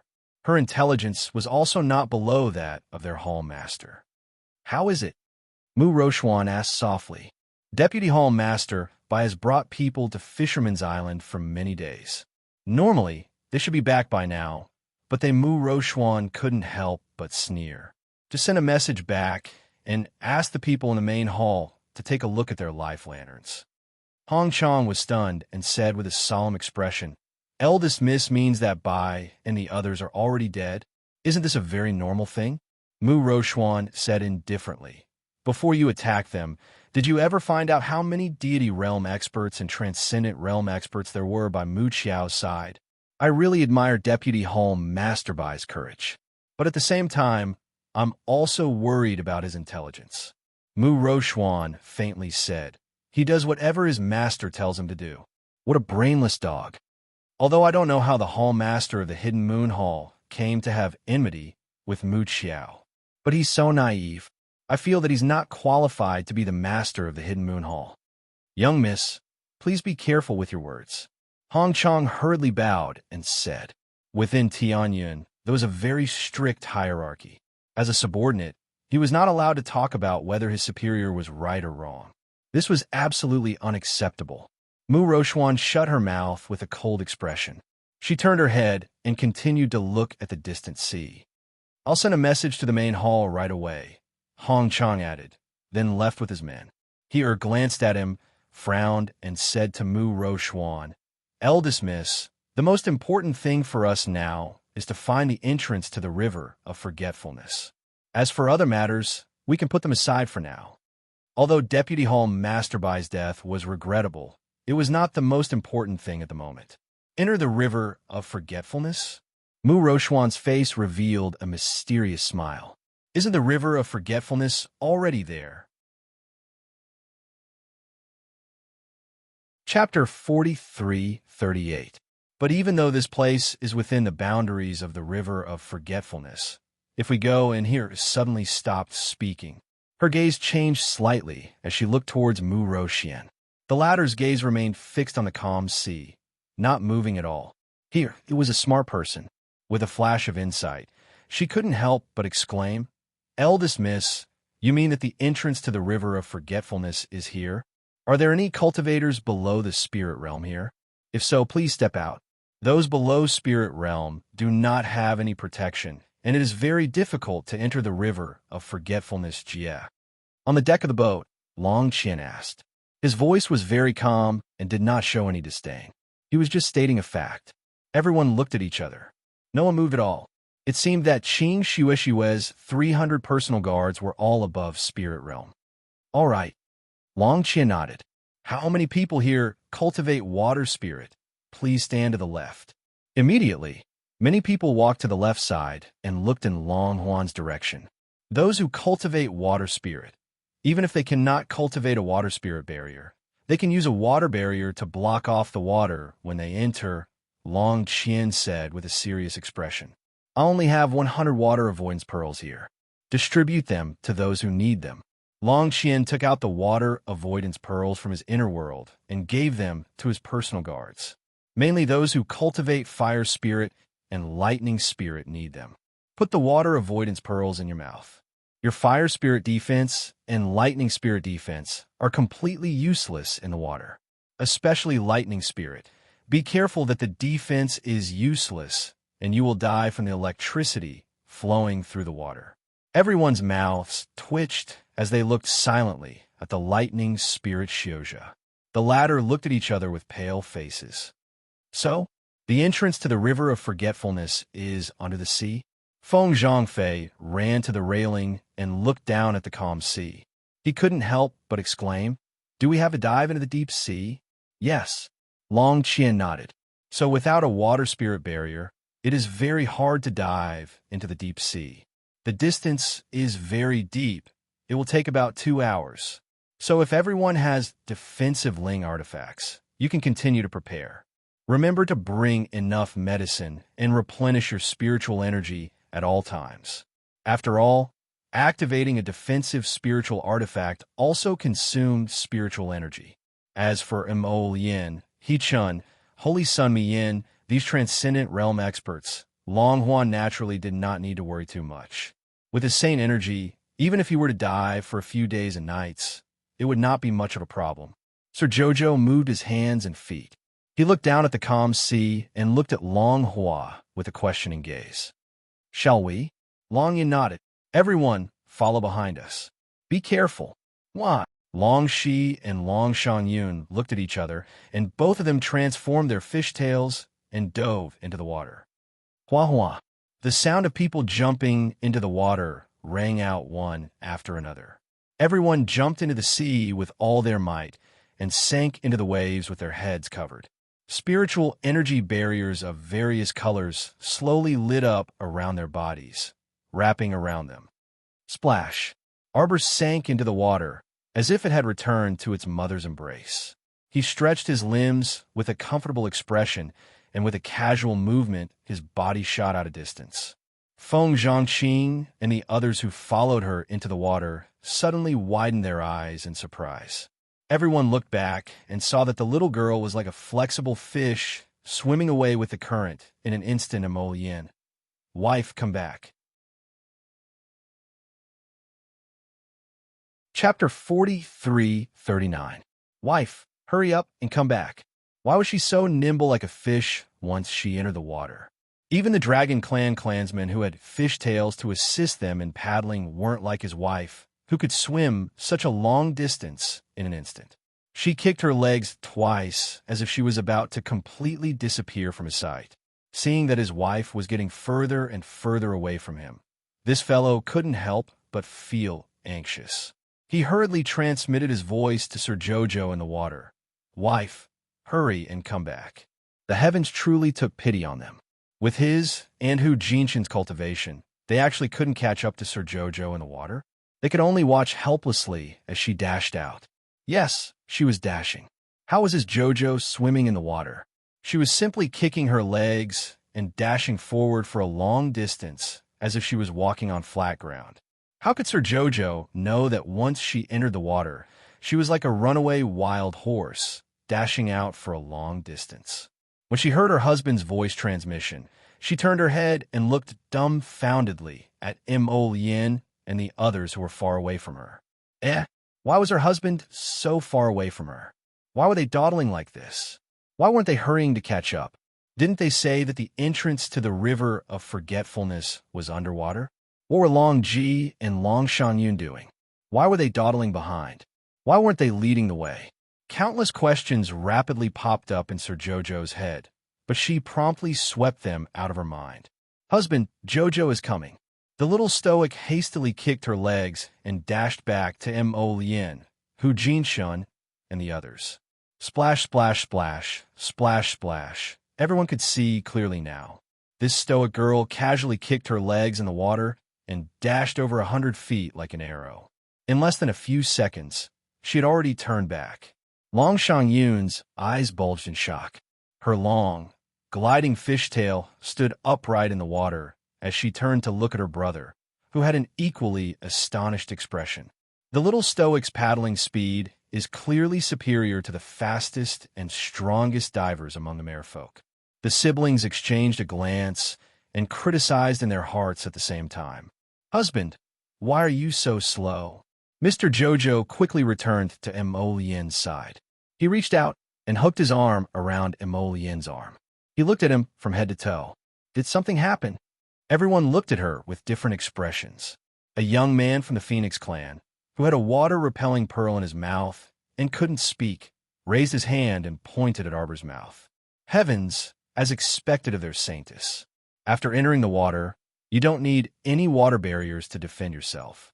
You can easily open your mouth and speak in the water, just like on land. Only then did Arbor realize that those who had the water avoidance pearl in their mouths could not speak.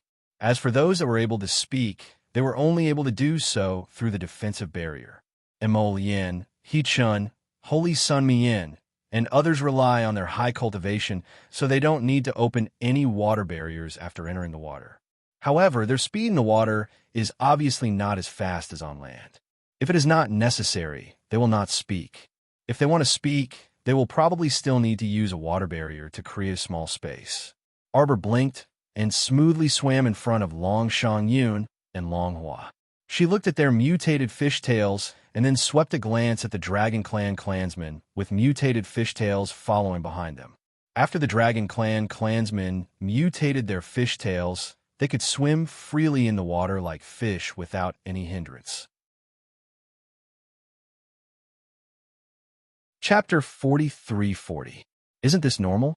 I have the blood of my mother's long family in me. Just like these mermen with mutated fishtails, I can swim freely in the water. Arbor thought to herself. She stomped her feet nonchalantly and returned to her husband's side. Long Qian stared at her deeply. Normal? No, this wasn't normal at all. When they were ordinary people, they would still feel the water pressure when they entered the sea. If they didn't have any protective measures, they wouldn't be able to breathe smoothly in the water. Only after they mutated their fishtails and transformed into mermen could they breathe and speak freely in the water. Arbor, however, entered the water alone. Without any barriers, she could easily run back and forth in the water. She could breathe and speak without any obstruction. How could this be normal? Long Yin took a deep breath and closed his eyes. He turned around and looked at his sister. Both of them nodded. Everyone follow. Long Qian swayed his body and dove into the deep sea with his sister. While hanging onto her husband's arm, Xiaomu wriggled her limbs and pulled down the water droplets before grabbing Emollien's hand. With a kick of her leg, she pulled Emollien along and chased after the Long siblings. Prince Emo was stunned. He suddenly felt his body lighten, as if the water pressure around him had disappeared. A trace of surprise flashed through his eyes. He was already being pulled by his wife. They dove down without any obstruction. The others quickly followed. They used all their strength to dive down and shorten the distance between them and the Long family members in front. Emollien only realized how fast Jojo could move in the water after she was pulled by Jojo. She was able to drag a grown man like him so easily and effortlessly. With a casual kick of her legs, she was able to drag him down at least a few dozen feet. They quickly caught up with Long Shang-yun, Long Qian, and the others who were leading the way. Still down there, Arbor kicked the water away and turned to look at Long Qian, who had a strange expression on his face. Young Master Long felt that his impression of his cousin was about to be refreshed again. This wasn't abnormal at all. It was extremely abnormal. The little stoic stood gracefully in the water. Her white robes rippled slightly in the water, and her black hair drifted gracefully. Her cold little face, separated by the blue water curtain, appeared to be very red. Although she was in the water, the strange thing was that there was not a trace of water around her. It was not an exaggeration to say that she had completely merged into the water. This attitude was too carefree and unrestrained. It was as if the surrounding seawater was nothing to her. There was no water pressure, and it did not hinder her movements or speech at all. "Why aren't you saying anything?" The little stoic knitted her brows and looked at Long Juan and his sister, who had strange expressions. Ever since the siblings entered the water, they seemed a little strange. When he asked them questions, they didn't open their mouths. He really didn't know what they were thinking. Could it be that he had relapsed and was trying to trick Jojo? Jojo looked at the two of them warily and continued to hold her husband's hand as they dived down. "I'll go first." After saying that, he pulled Mo Lien and kicked off the water. They immediately sank several dozen feet and continued to swim forward. Feng Zhangfei looked back at Feng Zhangqing with a strange expression and asked with his eyes, "How could the holy maidens swim so fast? How could Feng Zhangqing know this?" He could only reply with a "I don't know" look and pointed at his younger brother's head. Chapter 43-41. At this moment, they were diving deeper and deeper and could already feel the heavy water pressure coming from all directions. Even though they were in the god realm, they had to activate the godly armor or the barrier to protect their heads. Feng Zhangfei understood what his brother meant. He immediately waved his hand to create a godly armor and protective helmet to cover his head, leaving only his eyes exposed. Feng Zhangqing couldn't help but twitch his mouth. His brother's current appearance was simply he didn't know how ugly he looked swimming in the water with a weird helmet. "What's that? Be careful. Be careful. It's coming." The sound of water splashing could be heard. The crowd burst into exclamations. Feng Zhangqing looked back and hurriedly pushed his brother Feng Zhangfei away. When the two of them suddenly separated, a great white sawtooth shark slid quickly between them. The great white sawtooth shark was about the size of 3 to 5 adults, but it swam very fast in the water. In the blink of an eye, it made its way into the crowd. It opened its mouth and swallowed 2 of Qing Shui's maids. Its teeth were as sharp as knives and axes. In the blink of an eye, the 2 of them were chopped into pieces. "Oh my God, is that a mutant zombie shark?" No, it's not mutant. It's just run. A divine beast. It's a divine beast. Damn, how can a divine beast-level sawtooth shark appear in such a place? In front of a divine beast, even God Realm masters of the same level could only bow their heads and accept their fate, let alone Spirit Realm cultivators. Qing Shui shouted anxiously, "Get out of the way. Go. Do you want to die? Go." Qing Hongsa subconsciously grabbed Qing Shui's hand and pulled her away from the shark's attack range. In the water, Hu Shichin gestured to the Phoenix clansmen to disperse. Feng Zhangqing and the others hurriedly spread out and summoned weapons from their consciousness to hold in their hands. The great white sawtooth shark was unstoppable. After biting 3 to 5 people to death, it suddenly turned around in the water and swam quickly toward Qing Shui and her sister not far away. This great white sawtooth shark is faster than anyone in the water. Everyone, get into formation, surround it, and attack from a distance. A female attendant who was still commanding the formation watched as the sawtooth white shark rushed over against the wind and waves. She didn't have time to dodge at all and was bitten in half at the waist. Disperse quickly. Qing Shui was so anxious that her eyes turned red. Under his agitation, the water barrier in front of him started to churn rapidly due to his emotions. It even showed signs of breaking. Damn it, she didn't expect that in just a few moves, dozens of her subordinates had already been killed by this great white. This sawtooth white shark had already developed intelligence and knew to pick the soft persimmons to pinch. It always attacked the female attendants below the 7th level of the spirit realm. It completely ignored Hu Shichin, Holy Sun Mi Yin, and the others. Ma Shichin and Mi Yin wanted to catch up and restrain him, but their speed was no match for him. He threw out several wood spirits in an attempt to restrain it, but it was as fast as an arrow, and it brushed past him repeatedly. This sawtooth white shark was sly and cunning. It never went near He Chun and the others. When it saw He Chun and Holy Sun Mi Yin, it would run far away. It was truly infuriating. The sawtooth white shark was like a water spirit that toyed with the human world. It had chosen to play with them. With a wave of its tail, it shot in Feng Zhangfei's direction like lightning. Feng Zhangfei's handsome face was a bit stifled. As he flew backwards, he hurriedly mobilized the wood spirits to protect himself. Chapter 43-42. Crack. The sawtooth white shark bit down on his long sword with a ferocious glint in its eyes. It bit a few times, but it couldn't bite his sword in half. However, the sword was like a toothpick stuck between the rows of saw teeth. Feng Zhangfei held the sword in his hand, and his body swayed back and forth in the water. With his sword held in the mouth by that ferocious sawtooth white shark, his body rose into the air, creating splashes in the water. Zhangfei, Feng Zhangqing, and a few other Feng clansmen hastily drew close, and several wood spirit restraints clung onto the sawtooth white shark's body. However, the sawtooth white shark broke free of those with spirit restraints in no more than a few seconds. The sawtooth white shark spat out waves of icy spikes, which instantly spread out in a fan-shaped arc. The crowd in front swiftly retreated, and the dozen or so female attendants who couldn't dodge in time were instantly pierced through by the ice spikes. Qing Shuishue's eyes were about to pop out of their sockets as she bellowed, Quickly hide behind me." Holy Sun Mi Yin grasped a sharp blade made of ice and snow and swung it at the sawtooth white shark's head. However, the sawtooth white shark's speed was too fast.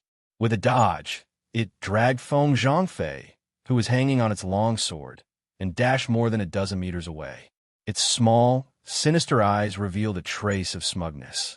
It turned its head and opened its mouth, wanting to spit out a water arrow to kill Feng Zhangfei, who was hanging under its teeth.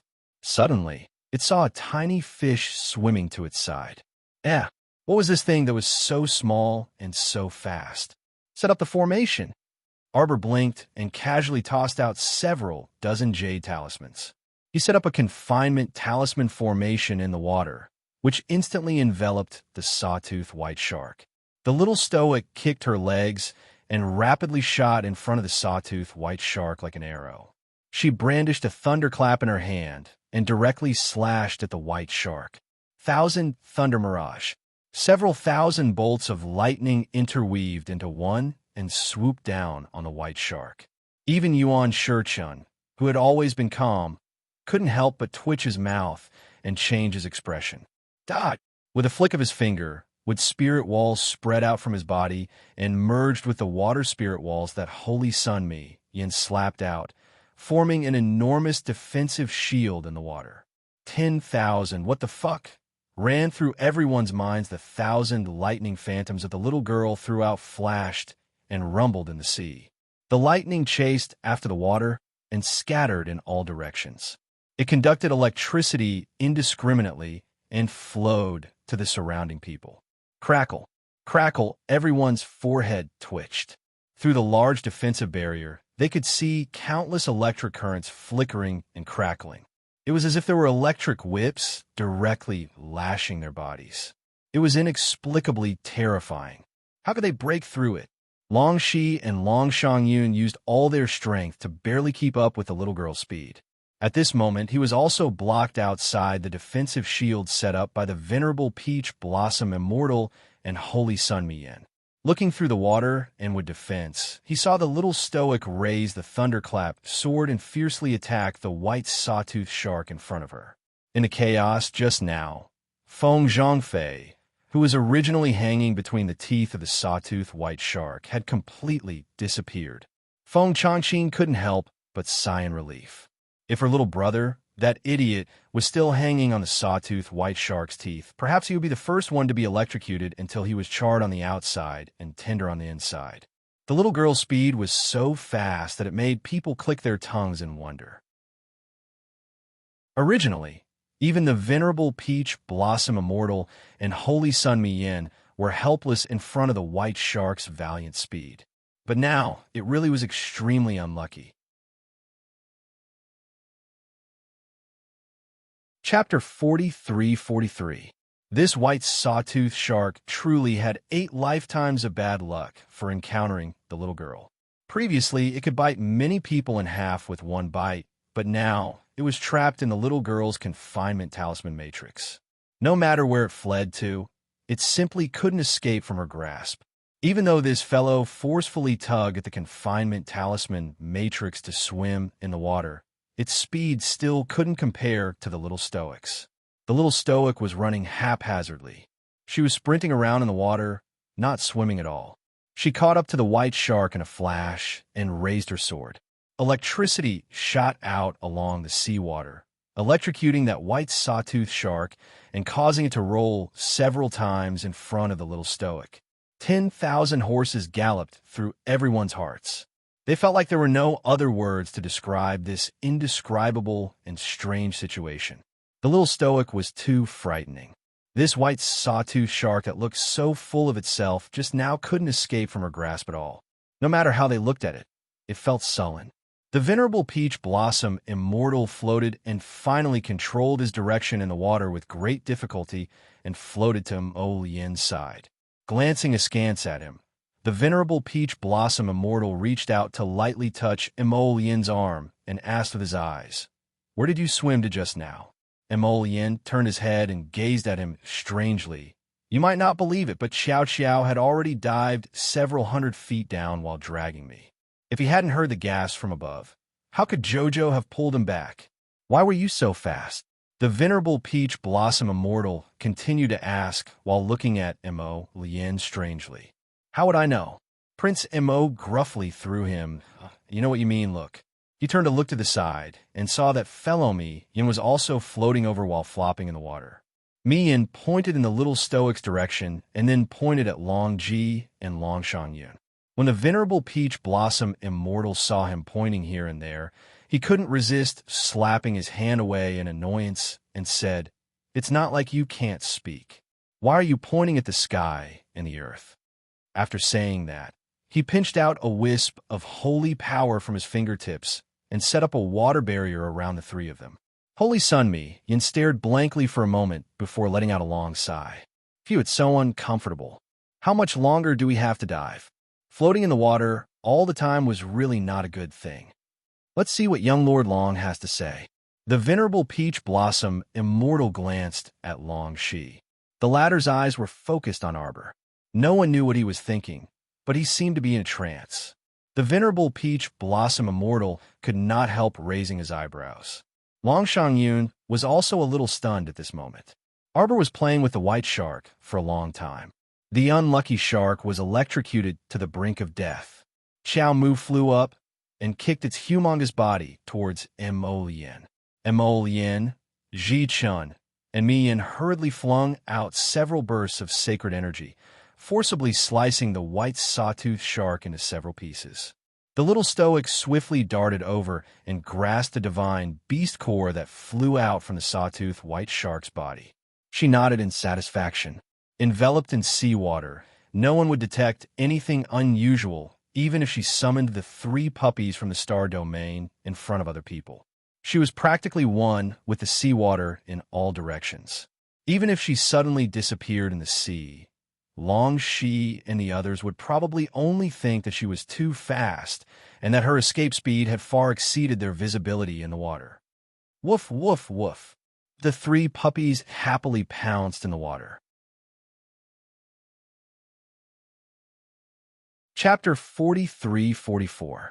The puppy in the middle opened its mouth and swallowed the crystal core of the white sawtooth shark. It chewed crisply and made crunching sounds. Everyone looked at that expressionless, stoic face in horror, especially Qing Shushue's guards, who had no ability to resist the attack of the white sawtooth shark just now looked at the little crown princess in front of them as if they were looking at a god. Wasn't it a little too fierce? After Arbor put away the 3 puppies, she kicked her legs and flew to the stunned Qing Shue. How's the damage? Qing Shue's small face was a little bitter. She raised her hand and set up a water barrier in front of her. Then she said, "About a dozen people died. I'm sorry for the inconvenience." Arbor raised her hand and patted her shoulder. That white sawtooth shark is equivalent to a master in the 7th level of the divine realm.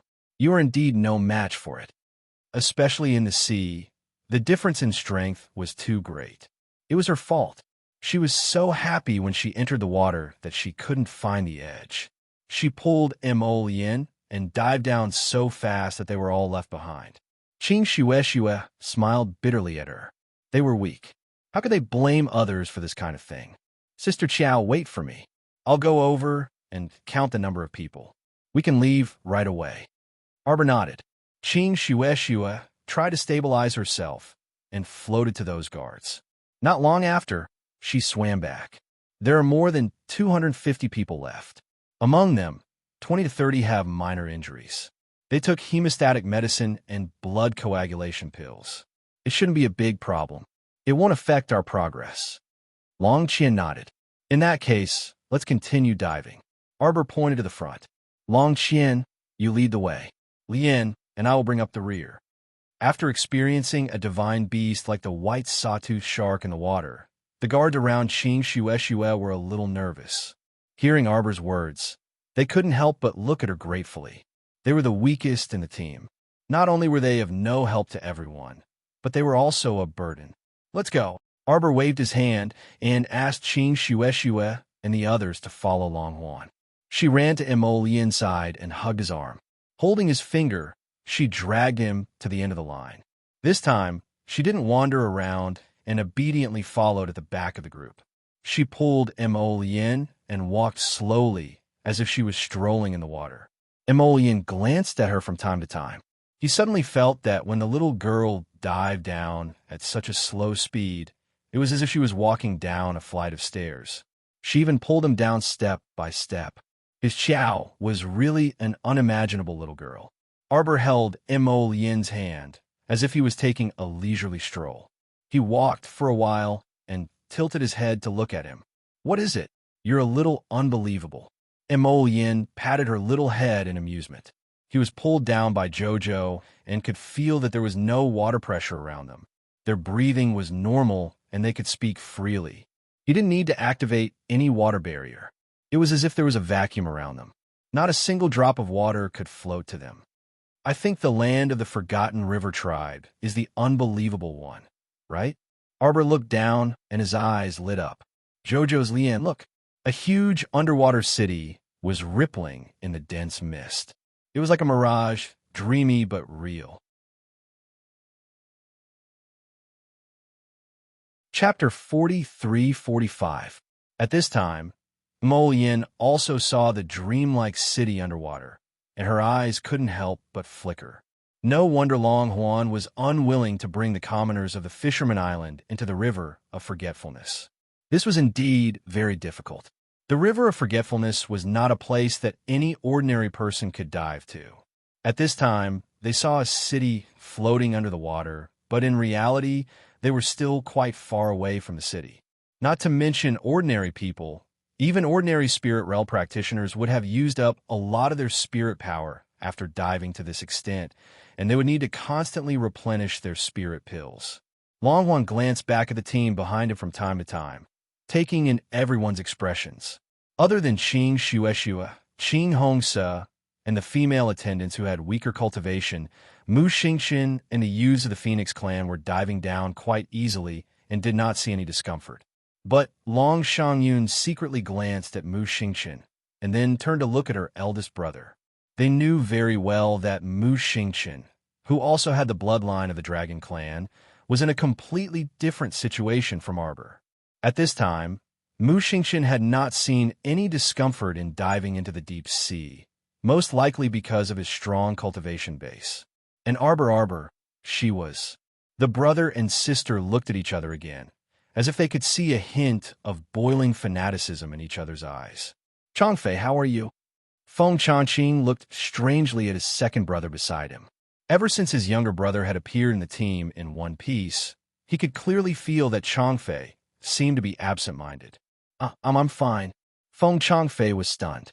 His mind was still in the realm of all living things growing and peach blossoms filling the sky, and he had not yet recovered. He didn't expect the Holy Maiden to have such a magical thing as the divine domain with her? Could it be that the family's ancestral teachings were not groundless rumors? The ancestral teachings said that in the future, if a woman who could communicate with the phoenix tree without hindrance appeared, she would be the holy maiden of the clan and would follow her to death. The old ancestor had such foresight. After all, to be able to follow someone who had a divine domain with her, it was obvious that her future was boundless. Feng Zhangqing reached out and patted him on the shoulder. It was really dangerous just now. Don't be so reckless in the future. Be careful. Feng Zhangfei nodded and secretly turned his head to look at Imo, Yin, and Arbor, who were at the end of the line. Prince Imo quickly noticed Feng Zhangfei's furtive gaze and unceremoniously glared back. What are you looking at? Don't think that I didn't notice you sneaking glances at me. She led the group further down. Along the way, they encountered quite a number of schools of fish, including a small group of mutant zombie fish. Fortunately, after the sawtooth white shark incident, no one dared to let their guard down. They were constantly paying attention to their surroundings. This wave of corpse fish was quickly dealt with. At this moment, when everyone looked down again, they could clearly see the city at the bottom of the sea. The transparent spiral staircase was connected to the corridor of the city below. Everything was like a dream, as if it was rippling in the water. It was as if it was made of transparent ice crystals, sinking to the bottom of the sea and emitting a faint and soft halo. It turned out that the river of forgetfulness was so beautiful. Everyone's hearts were moved. They followed the spiral staircase down and arrived in front of a large stone wheel carved with mountains and rivers. When the tips of their feet stepped on the soft sand, everyone looked up and saw the blue ribbon-like seawater slowly rippling above their heads. Chapter 43-46. Wow, this is so miraculous. Everyone exclaimed in surprise as they looked up at the slowly flowing seawater above them. Seawater gathered on top of it, and dense moisture filled the air. The surroundings were surrounded by a vast ocean. It was as if the swimming fish were sealed in a glass bottle. Through the hazy mist, they could see all kinds of fish swimming to and fro wanly above them. Feng Zhangqing looked down at the stone roulette in front of him. Green pine stone patterns were carved on it, and all the mountains and rivers could be seen.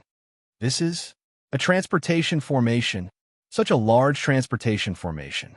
Such an ancient and enormous transportation formation could only be seen in ancient mystic realms. Unexpectedly, the River of Forgetfulness had such an exquisite transportation formation. Long Huan coughed awkwardly at everyone. This transportation formation, this place can transport us to the entrance of the River of Forgetfulness City, Long Shangyun interrupted. However, it requires a large amount of spirit stones. I think we should walk there. It's not very far. Long Shangyun glanced at her elder brother's awkward expression and hastily took over the conversation. The group of Feng clan youths silently looked back at Sir Jojo, who had landed steadily and walked over hand in hand with Prince Imo. What are you all standing around for? Arbor grumpily shouted. Everywhere was damp, and her body felt uncomfortable. The little stoic lowered her head to look at her shoes that were covered in sand, and she furrowed her brows in disgust. Her husband understood her intentions and hastily said, Jojo, let's change into a new pair of shoes when we enter the city later. One with lotus flowers embroidered on it, Prince Imo added. Uffed. The venerable peach blossom immortal couldn't hold it in and burst into laughter. Crown Prince Imo swept him a chilly glance, and the latter coughed lightly before promptly tensing up his handsome face in a deadpan manner. My lady saint, there's a large transportation formation here. A youth from the Feng clan grumbled. We need money to use it. Arbor stepped forward and looked down at the stone roulette. He expressionlessly pointed at the small line of words on it. You carved it. Long Huan looked at his cousin in confusion and shook his head. He didn't know whether to laugh or cry. This is an ancient teleportation array. How could I have carved those small words? This must have been written by the formation Grandmaster himself after he created this formation. Each teleportation costs 20 spirit stones. There was no limit to the number of people who could be teleported. And it's a one-way trip. Qing Shuisha couldn't help but exclaim, "This is too much." Qing Hongsa curled her lips and looked at Long Hua. "Hey, do you have to do this every time you enter the city? We usually walk there." Long Huan coughed and said, "Huh." Qing Hongse shrugged her shoulders mockingly. Her eyes were clearly throwing him a popper with a hint of mockery. "Hey, what's with that look?" Long Shangyun glared at King Honks unhappily. "It's not like we don't have money. It's just that place isn't very far. We'll reach it after walking for a while." "How long will it take?" Almost. Just less than 4 hours." "What?" Qing Hongse exclaimed. For a moment, she thought there was something wrong with her ears. What the hell? 4 hours of walking? Why don't you go to heaven? Long Shangyun instantly felt extremely embarrassed. Her face flushed red, and she said angrily, Why? Why are you making such a fuss?" Chapter 43-47. Our river of forgetfulness is like this. We can only walk. You're in the water. You can't use that flying spirit artifact. Long Shangyun stuttered as she was stared at strangely by the group. You think this is the land route? This is the bottom of the sea. It's the space under the sea. It's different from the land route. It's restricted to flying. And ordinary land beasts might not be able to adapt to this space under the sea. Everyone looked at her strangely. A dragon youth could not help but ask, "Then why don't you summon a sea beast to carry us over?" I don't have a sea beast." Long Shangyun flew into a rage out of humiliation. My flying bat. It's not like you haven't seen it before. See my ass. No sea beast." Everyone looked at her with a look that said, "Why are you so lowly?" Long Shangyun was about to explode in anger. Long Huan quickly grabbed her hand, coughed, and said that if there's no problem, follow. We'll set off now. About 4 hours, we'll reach the city gate. Speaking of walking, it's not that far. Long Huan quickly added. Everyone, Sir Jojo looked at the siblings expressionlessly. Long Huan and Long Shangyun felt their hair stand on end from his gaze, and felt extremely guilty. What are you looking at?" Long Shangyun flew into a rage out of humiliation. This spirit stone is not spirit coin. Do you know how much 20 spirit coins are? 20 spirit stones. That's 400,000 to 500,000 spirit coins. What kind of joke was this? One teleportation cost 400,000 to 500,000 spirit coins. Even if the River of Forgetfulness Dragon Clan was rich, they could not burn their money like this. Moreover, they had to go back and forth between the land route and the sea every 2 to 3 days. Could they use the expensive teleportation array every time? Long Huan was a little annoyed, because he realized that his cousin was looking at him and the dragon clansmen as if they were small and poor. Long Shangyun shouted in exasperation, "All right, stop talking nonsense. Follow. Let's go." Arbor silently stood on the teleportation array. Mo Lien, He Chun, Mu Xingchen, and Holy Sun Mi Yin quickly followed suit. The young men of the Phoenixes reacted quite quickly, and they all rushed into the battlefield. After entering the teleportation array, one would know. Even though the teleportation array was only the size of a wheel, there was a different teleportation space inside the array. Therefore, there was no limit to the number of participants. Could it be that this teleportation array can teleport people from an entire city? Of course not. I heard that this kind of ancient teleportation array can only teleport 100,000 people at most. That's already the upper limit. Oh, that's already pretty good. Long Shangyun and Long Huan quietly followed the team and entered the teleportation array. They were naturally willing to freeload off the teleportation array. Between the teleportation array and walking, only an idiot would choose the latter. Hearing the sound of the spirit stones falling into the center of the formation plate, everyone felt their hearts tremble. 20 spirit stones were equivalent to 400,000 to 500,000 spirit coins. Just like that, Lady Qiao spent the money for a single teleportation without even blinking. Long Shangyun glared at Arbor with some grief and indignation. This guy, he was obviously so rich But in the beginning, he cheated the siblings all day long and even stretched out his hand to ask them for ship fees.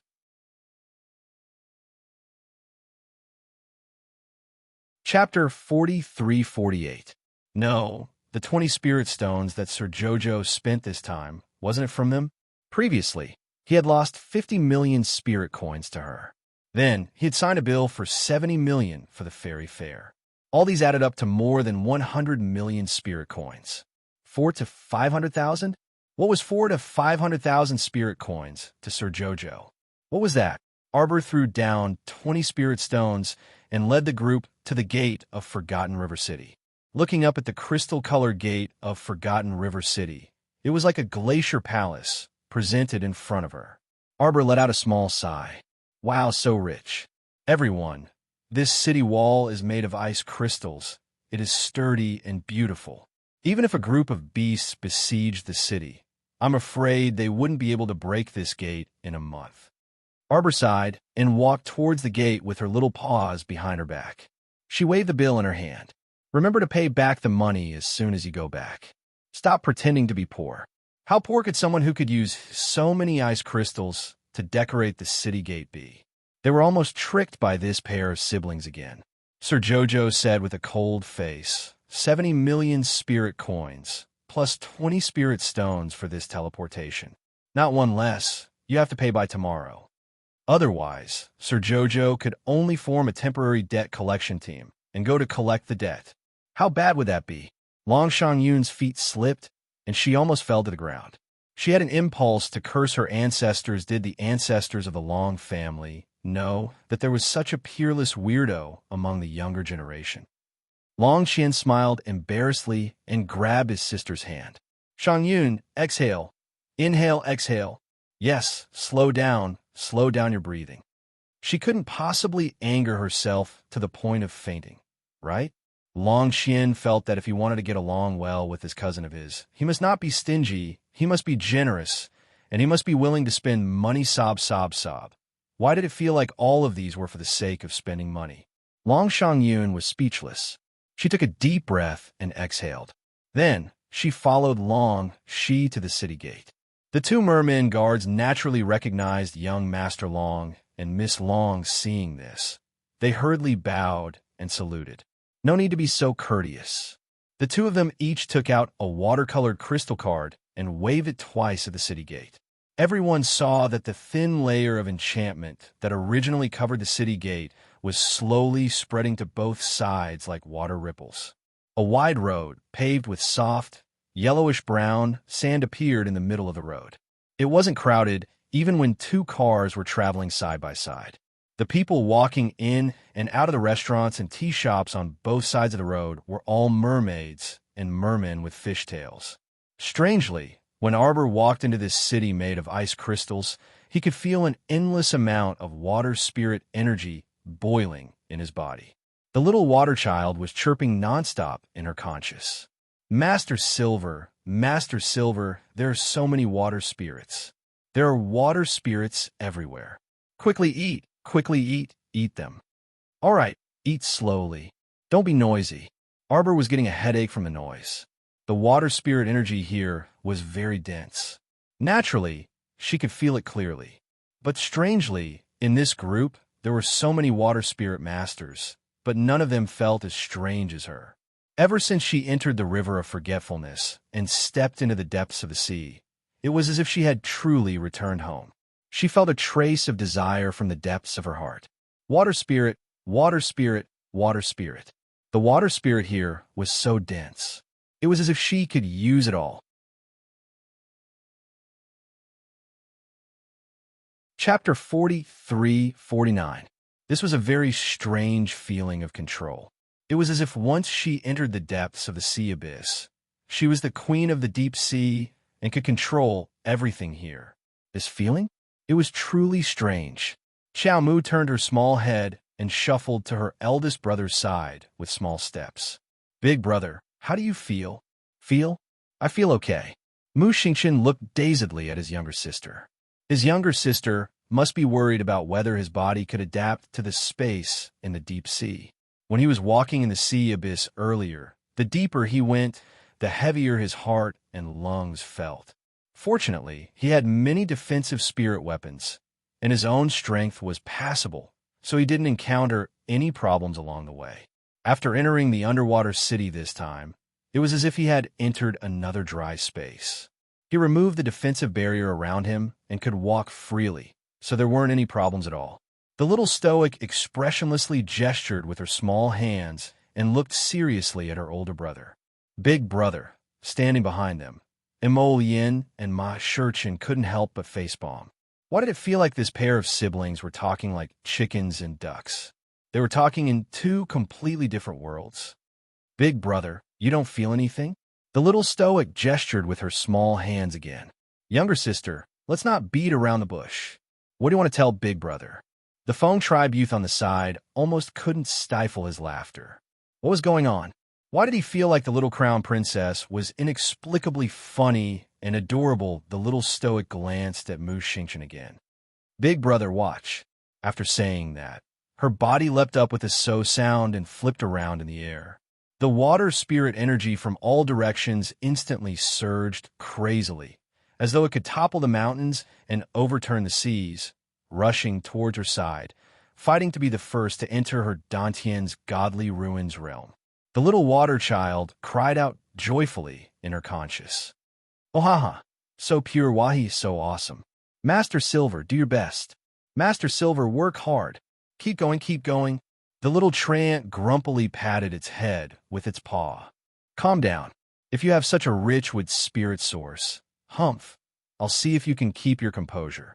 Hee hee ha ha, ha ha ha ha ha. Don't laugh so sinisterly. Chocho sourly spat out this sentence and didn't say anything else, leaving the little water child to go crazy. The Long siblings stared blankly at the little stoic's actions. They opened their mouths, but closed them again. Big Brother, Jojo asked you if you could feel the rich water spirit energy here like she did. Mu Xingqian looked speechlessly at Jojo, who was floating in the air, and waved at her. The little girl immediately landed and quickly walked to his side. Big Brother? Mu Xingqian looked at her speechlessly. Jojo, Big Brother, didn't comprehend the water spirit. Big Brother comprehended the fire spirit. Everyone was speechless. Lady Qiao Qiao tilted her head and looked at her elder brother blankly. She thought that it was the effect of her bloodline power that allowed her to feel the rich and abundant water spirit energy here. Big Brother also has the bloodline of the river of forgetfulness. Shouldn't he be able to sense it? Big Brother, you don't feel it? As soon as Jojo walked into this world built from ice crystals, she could sense the water spirit energy rushing toward her limbs and bones from all directions. Long Shangyun irritably interrupted her. Only you can feel it. Let's go, let's go. At this time, an old mermaid suddenly swam over.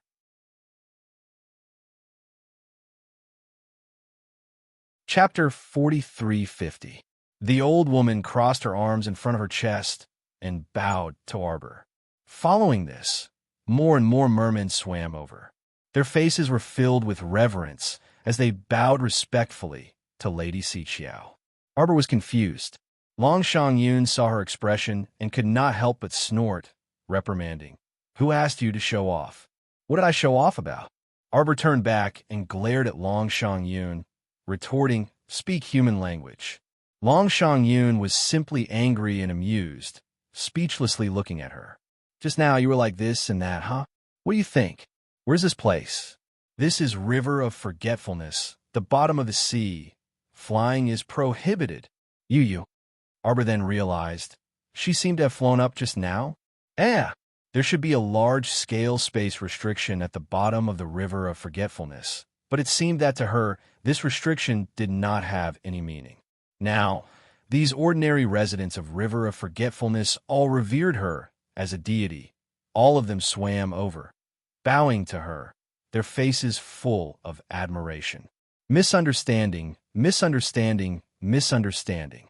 Arbor expressionlessly returned the greetings to everyone, using her eyes to glare at Long Shangyun, who was standing beside her.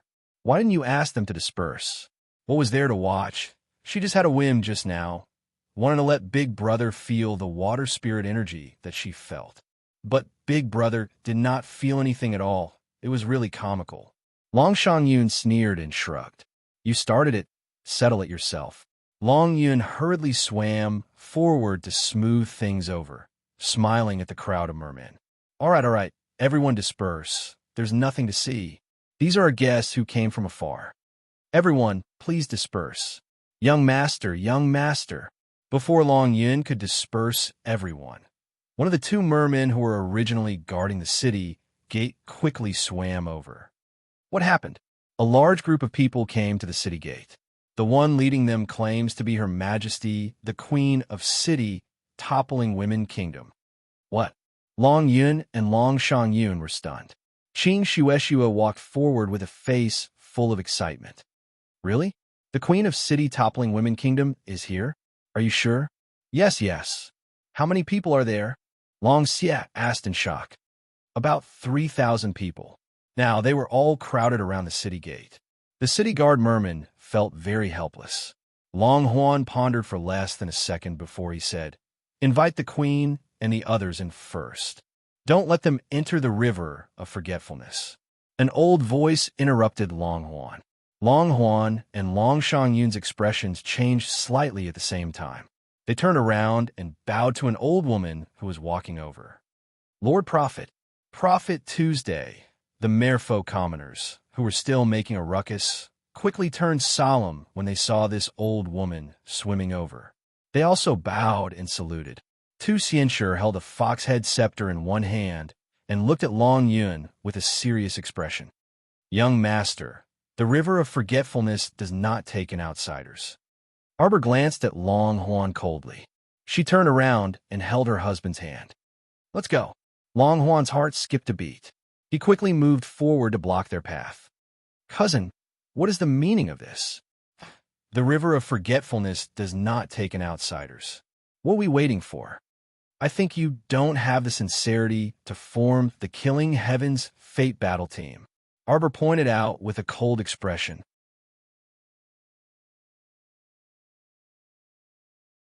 Chapter 43:51. You even said you wanted to form a Heavenly Fate Battle Team, Arbor said with displeasure.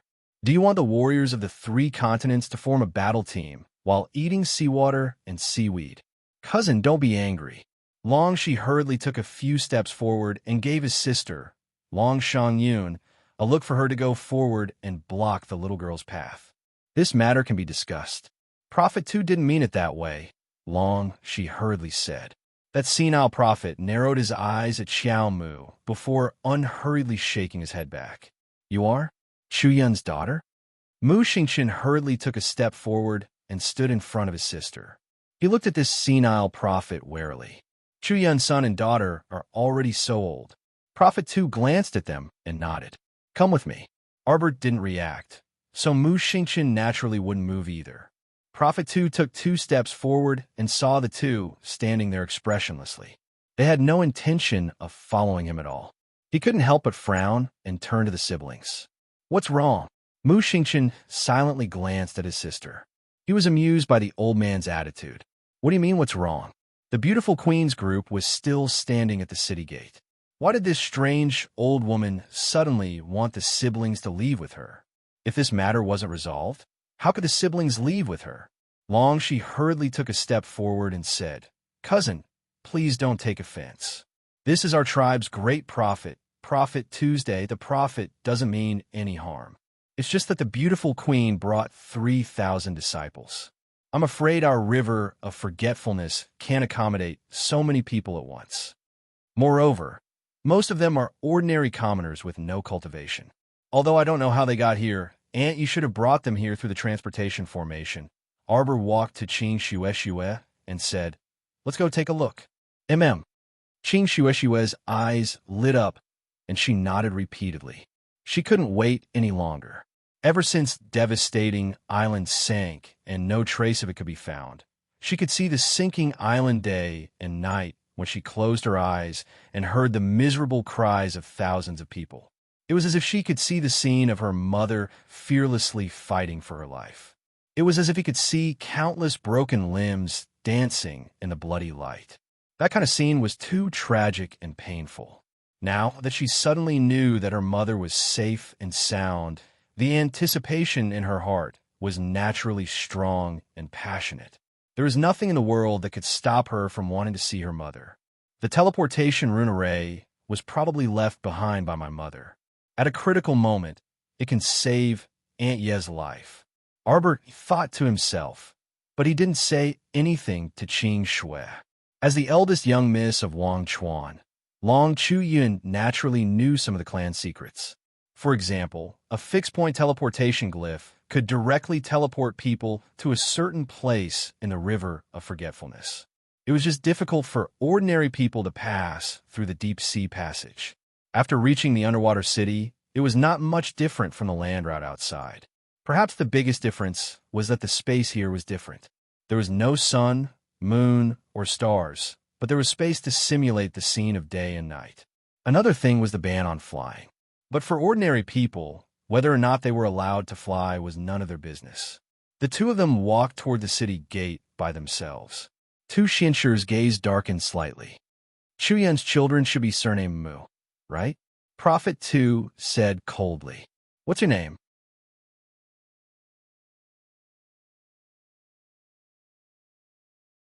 Chapter 43:52. Long Huan cursed inwardly and was about to fly forward to stop two Xianji's reckless actions. Unexpectedly, a young merman in his 20s flew out from two Xianji's side and threw a ball of water at Arbor and Qing Shueshue without a second word. Qing Shueshue turned around and summoned the sword in her conscious, slashing apart that ball of water. The water mist assaulted the two of them, and Sir Jojo's expression instantly froze. She gently raised her hand and grabbed, and the countless droplets of water slowly calmed down in midair as if they were intelligent fairies. Strand by strand, drop by drop, the water droplets slowly contracted as if they were dancing on her fingertips, once again condensing into a palm-sized ball of water. Everyone, in the blink of an eye, they saw the little crown princess easily condense that ball of water mist into ice, shattering it into ice powder with a spread of her fingers. And then she raised her slender hand. "Get out of the way!" Long Huan shouted angrily, his forehead drenched in sweat. Long Shangyun was even more agile, and she kicked that young merman's buttocks, directly sending him flying and rolling twice on the ground. Whoosh, whoosh, whoosh, ding, ding, ding, ding, ding. The sandy ground was riddled with holes and was a complete mess. The last bit of ice sand landed beside the other young merman's tail with a whooshing sound, startling the latter into repeatedly retreating with a ghastly pale face. Long Huan and his sister looked at the little stoic with an ashen face. At this moment, over 100 young men from the Phoenix tribe had simultaneously pulled out their swords, looking like they were about to rush up and fight to the death with them. Fuck. Can you guys stop for a moment? Long Huan hated that he couldn't forcefully tear at his own hair to express his agony. He had finally established a tiny bit of friendliness with his little cousin along the way, but after they messed with him like this, it was all gone. The young merman who originally attacked only regained his wits at this moment. He screamed in shock and repeatedly retreated while swaying his fishtail. "You actually have the cheek to scream." Long Huan glared at that young man. If looks could kill, he would have long killed this brainless fool with 1,000 cuts. Arbor raised his hand, and the strands of water spirits floating around began to condense again. Long Shangyun's heart sank, and she hurriedly tugged at her brother's sleeve. Not good. The little stoic was about to flare up. How could the Long siblings, who had interacted with the little stoic multiple times, not understand the little stoic's personality? Damned Sundara, extremely protective. She couldn't bear to see other people hurt her own people in front of her. She had such a bad temper, and she was willing to suffer because of her pride. However, her control over the water spirit was too strong, so strong that it was almost impossible to look at her directly. Long Yin took a deep breath and rushed to Arbor as if he was trying to put out a fire. He opened his arms and shouted, "Cousin, please, please stop. This is second grandpa's grandson, Long Ji. His grandfather, was his grandmother's clan elder brother. Let's see, Let's see. He should be your cousin Long Ji. Arbor glanced coldly at Long Huan, and his gaze was so cold that it made people involuntarily shudder. What the hell? Why was it that this stoic face's cold and silent words were enough to frighten people? Sis cousin, Long Huan hastily explained. It's a misunderstanding, a misunderstanding. It's all a misunderstanding. Everyone, don't attack first. Cousin, why speak so much with her? Long Ji had already calmed down by now.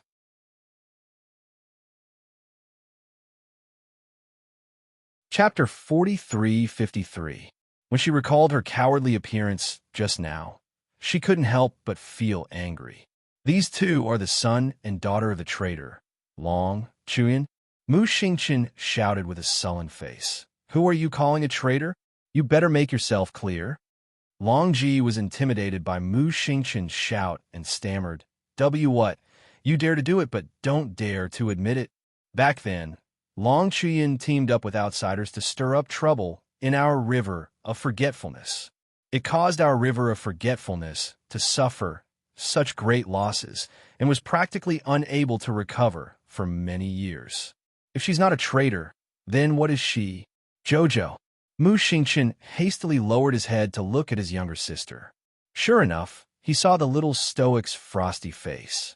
Although her expression didn't change in the slightest, it was very obvious that she was so angry that her body was trembling slightly, and she actually didn't speak for a moment. Prince Mo hastily walked to her side and pulled her small hand, calling out, Jojo. A pair of cold phoenix eyes shot straight at the person who spoke conceited nonsense.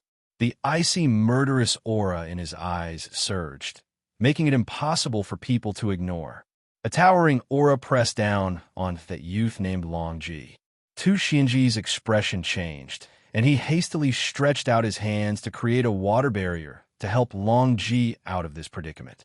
However, how could the Crown Prince's aura be easily dispelled by her? As soon as the two came into contact, she felt a terrifying mountain-like pressure crushing down on her, as if it could crush her old bones into nothingness in an instant. Your Highness! Long Huan cried out in alarm and hastily went up to stop him. Let's talk things out, Your Highness the Crown Prince. Your Highness the Crown Prince. Long Shangyun also cried out. Get down! Mo Lien shouted angrily, and a crisp bang was heard. That youth named Long Ji suddenly bent over, and his entire body collapsed with a heavy thump. He involuntarily kowtowed with a bang, just like that. The surroundings were dead silent. The merfolk commoners all felt the heavy pressure at this time, so how would they dare to gather? They only dared to stealthily distance themselves from this place and steal glances at each other. Tu Xianji first felt the pressure on his body lighten. He turned around and saw his junior, Long Ji, in an arch position. She bent down and lowered her head. She knocked her head heavily on the ground and could not even lift it up. Looking at his fishtail rubbing against the ground, it was obvious that he was under a lot of pressure, but he was desperately trying to raise his head. However, the other party's strength suppression was quite terrifying. Not to mention raising his head, even breathing was difficult for him. Long Ji struggled with all her might and felt a sense of helplessness. He had never seen anyone with such tyrannical strength. Even when he was facing his cheap paternal grandmother, he had never felt such a terrifying suppression. At this moment, it was as if a giant mountain was pressing down on him. He felt extremely uncomfortable. His breathing was irregular, and he could feel his neck bones creaking as if they could shatter at any moment. Long Ji, Tu Xianji was anxious. He suddenly looked up in Mo Lien's direction. Stop. If I don't stop, what will you do? Mo Lien stared coldly at Tu Xianji. Long Huan understood that gaze very well. Although he did not have much contact with this person, he had heard of this crown prince of the divine land. She was not a soft-hearted person. When she revealed such a gaze, it was killing intent. Long Huan's heart sank again. He hurriedly stepped forward to block Tu Xianji.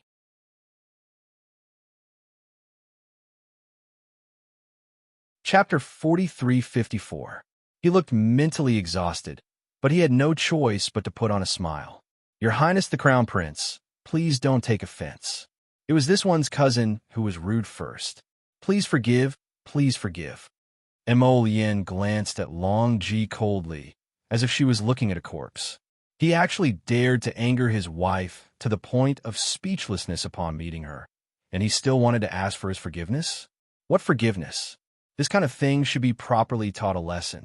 Things that did not know the immensity of heaven and earth had their eyes on the top of their heads.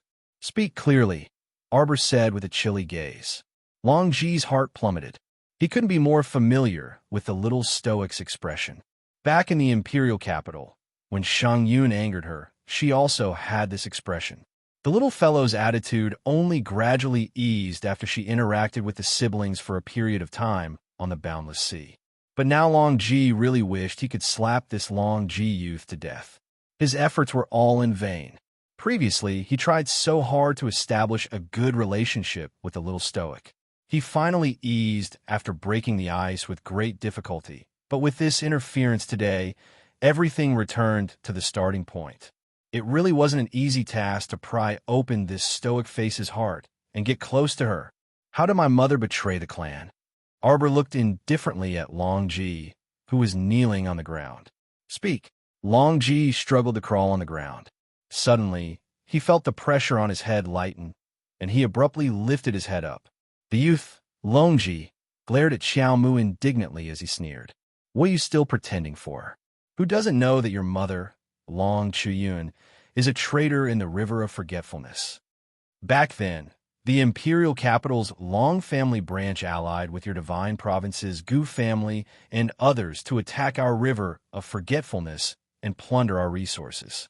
Although they didn't gain anything in the end, our sea of forgetfulness suffered a great deal of damage.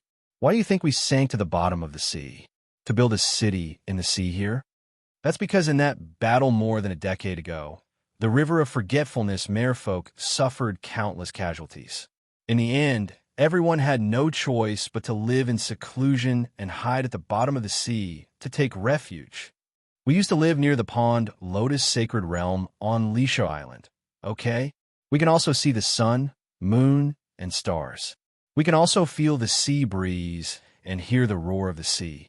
It's all your mother's fault, Long Ji said angrily. My father died because of her. In that war, how many people lost their loved ones? How many people were forced to leave their homeland and come to the bottom of the sea? Have you calculated the vastness of the forgotten river? How many islands have suffered? How many people have lost their homes? How can such a traitor return to the river of forgetfulness? Enough! Long Ji shouted angrily and glared at the howling Long Ji with red eyes. There's no need to mention the past. What do you mean by not mentioning it again? Arbor looked coldly at the crowd in front of him. What did Long Chuyin do? Are you trying to frame her with the crime of betrayal? She betrayed the clan? She betrayed the clan? What clan did she betray? You bunch of trash. How can you be considered her clansman? A bunch of cowards. You can't even protect your own sisters, yet you want her to bear the burden of your clan's safety alone? Why? Just because you guys are weaklings?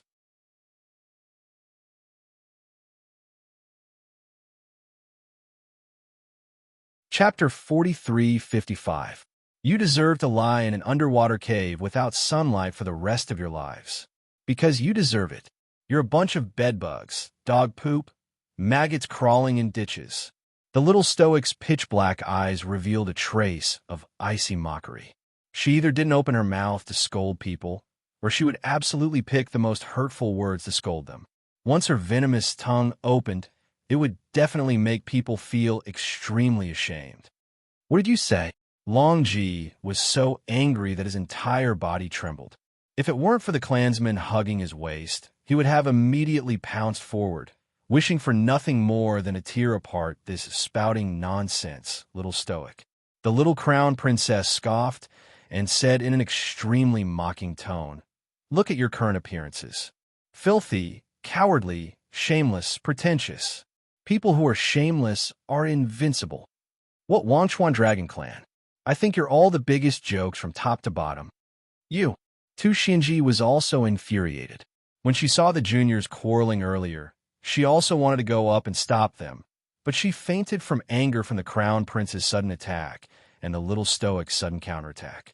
Now that she heard the little crown princess's words again, she only felt that every word was heart-wrenching, and she was endlessly resentful. Long Ji broke free from his clansmen at once and pounced toward Arbor. The little stoic's eyes were bone-chilling as she waved her hand and roared, "No one is to interfere." Mu Xingqian, who originally wanted to block the way and send Long Ji flying with a kick, could only silently retract his foot and continue to rage on the side. He watched as his younger sister charged forward like a cannonball and kicked Long Ji's chest. Boom! Long Ji was kicked to the ground, and his fishtail even bounced. He truly looked like a large fish that had been thrown onto a chopping board. Before she could recover her wits, she saw the little stoic pouncing straight at him and punching him in the left eye. Long Ji's eye turned black on the spot, but this was only the beginning. Closely following that, the little stoic threw a torrential left hook, right hook, uppercut, and downpercut. Her aura was fully unleashed, and the wind from her fists whistled as the shadows of her fists interweaved like a storm. Everyone saw Long Jijin being pressed to the ground like a fish and being beaten up fiercely. Long Qian was speechless. Long Shangyun. The two siblings looked at each other and cried out in their hearts at the same time. "It's completely over. You can't even beat me. Serves your entire clan right for being cowardly turtles in this underwater cave for 10,000 years. Back then, it was you who sent my mother out for a marriage alliance. Have you asked for her opinion? Don't you think there's something wrong with this marriage? Have you never thought about the consequences of a marriage alliance? You filthy bugs that are rotten to the bone. How dare you speak ill of Long Chuyun with your cowardly looks?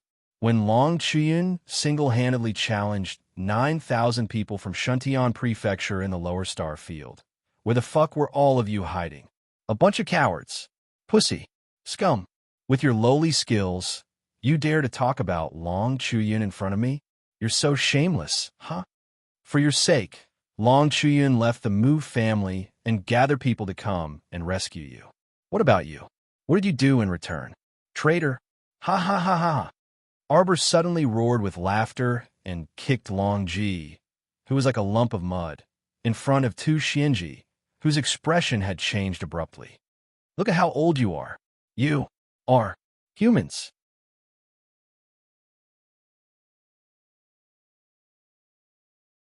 Chapter 43:56. Prophet Tuesday. Long Huan quickly stood in front of Prophet Tu to stop her from seeking her own death. In the river of forgetfulness, everyone respected her because of her identity as a prophet. But that didn't mean that the little crown princess would think highly of him. His little cousin had always been a person who did not play by the rules, who knew what kind of terrifying thing would happen if Tu Xianji went forward. After all, wasn't Long Ji, who was lying on the ground like a pile of mud, the best proof? How dare you? Tu Xianji was stopped by Long Huan and couldn't help but shout angrily. He stared at Arbor in shock. She had watched Long Chuyun grow up since she was a child. He was mature, steady, and determined. No matter what, he wouldn't be so brash and unrestrained. What did her daughter eat growing up? How could she be so domineering? Standing in the territory of the River of Forgetfulness, she dared to beat up the nobles of the River of Forgetfulness. It was obvious that the River of Forgetfulness did not exist in her eyes at all. In the early years, this child, Chu Yun, was still considered steady, but she did not expect that after leaving Wang Chuan, he would become even more useless. He did not know how to raise his children at all. Look at what he had taught the girl. Has your mother never taught you to be courteous to your elders and humble to your peers? Tu Xianshi sneered. Mu Xingqian was immediately enraged. You have no right to say such nonsense. If it weren't for you ignorant clansmen dragging her down, she wouldn't have been able to escape. How could his mother die so early? Now, you actually have the face to talk back to my sister? Tu Xianshi was stunned, and he seemed as if he'd just woken up from a dream. He nodded slightly and said, Right, Chuyan passed away a long time ago. I'm afraid your younger sister has no one to teach her all these years, prophet. Long Huan hurriedly interrupted her and looked at her speechlessly. Why didn't he feel that the prophet's words were so unpleasant in the past? Everything he said today seemed to be inappropriate and stinging to the ears. Long Shi felt a sense of helplessness from the bottom of his heart. Even though she really wanted to pull back the little stoic's hostile mood, it was to no avail that so many pig teammates around her were useless. Long Shangyun stepped forward and held Prophet Tu's arm. "Prophet, if you have anything to say, let's go back to grandmother's place later. Let's not cause a ruckus here for now. Madam is here, madam. Madam is here." "Mother." Long Ji and Long Xiangyin turned their heads and saw a dignified and elegant lady in white walking over with a group of people. This Madame Long's hair was tied up and secured with a long jade hairpin. There was a happy smile on her face, and there seemed to be light flowing in her eyes. She was exceptionally beautiful. "Since you're back, why aren't you going back to the mansion? What are you all standing here for?" Han Suqiong smiled and held her daughter Long Shangyun's hand. She turned to look at Mu Xingchen and the others in Arbor. She carefully sized them up and was slightly startled. "These people? He looks a little familiar." "Mother, this is Aunt's son and daughter." Long Shangyun tugged at her mother's sleeve and said coquettishly. Han Suqiong was suddenly enlightened. She quickly stepped forward and looked at Mu Xingchen and Arbor. She excitedly said, "Chuyun's son and daughter have already grown up. I am your aunt, Han Suqiong. What's going on? What are you guys doing? Quarreling?" Han Suqiong looked at Long Ji, whose face was bruised and swollen, and then turned to look at Mu Xingchen and his sister.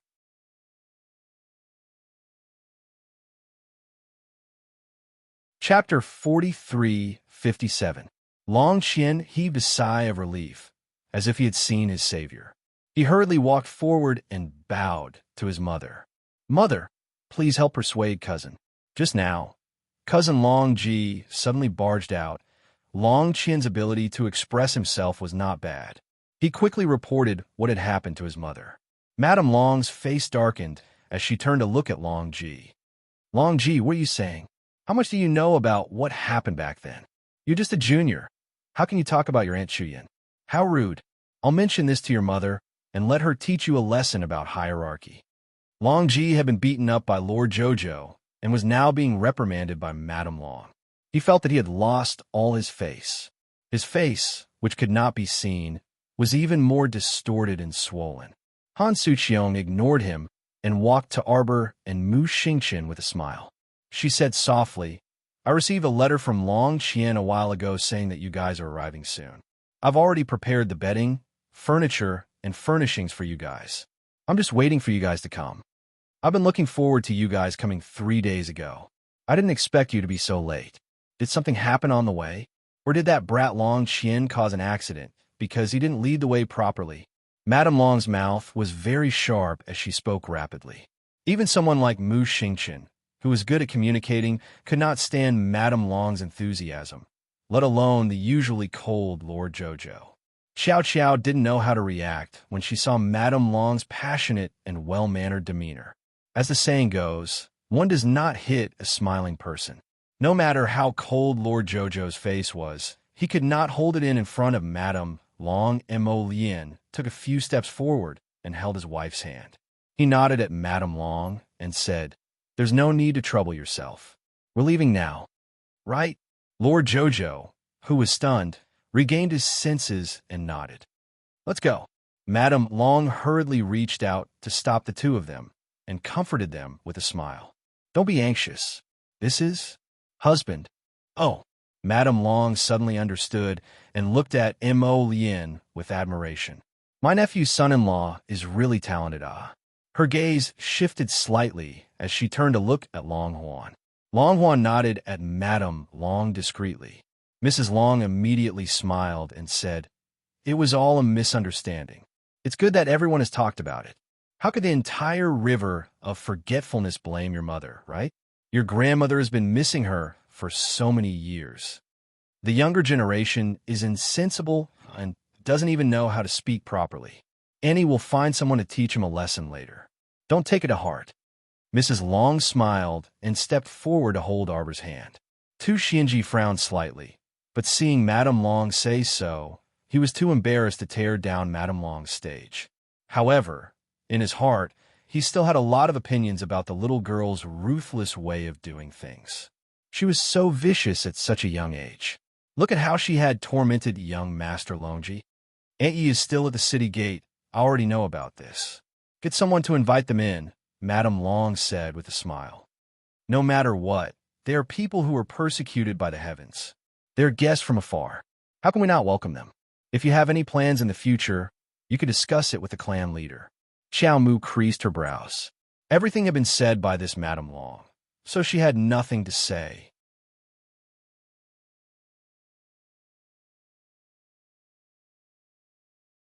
Chapter 4358. Long Huan inwardly sighed in relief. Fortunately, Lin Mingya's mother, who was adept at dealing with money and power, was here.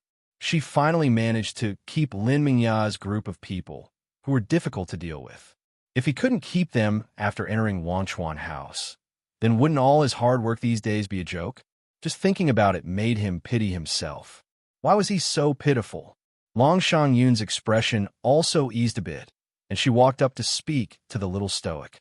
She saw the stoic face shoot her an icy, chilly, and emotionless glance. She was so angry that she shut her mouth and didn't want to waste words with this person. Let's go to the residence first and meet your grandmother, okay? Madame Long said with a smile. Don't worry, I'll have someone bring Queen Qingsheng and the others over. Madame Long smiled with a warm expression. Let's go. Xingchen, this child, I remember seeing him once when he was young. He was just born then, but he's already grown so big now. Xingchen's younger sister is called Mu Qiao, right? How about Andy call you Jojo? The friendly Madame Long chatted with them the entire way. Even a child like the little stoic who caused an awkward silence as soon as she opened her mouth couldn't really cool down the atmosphere.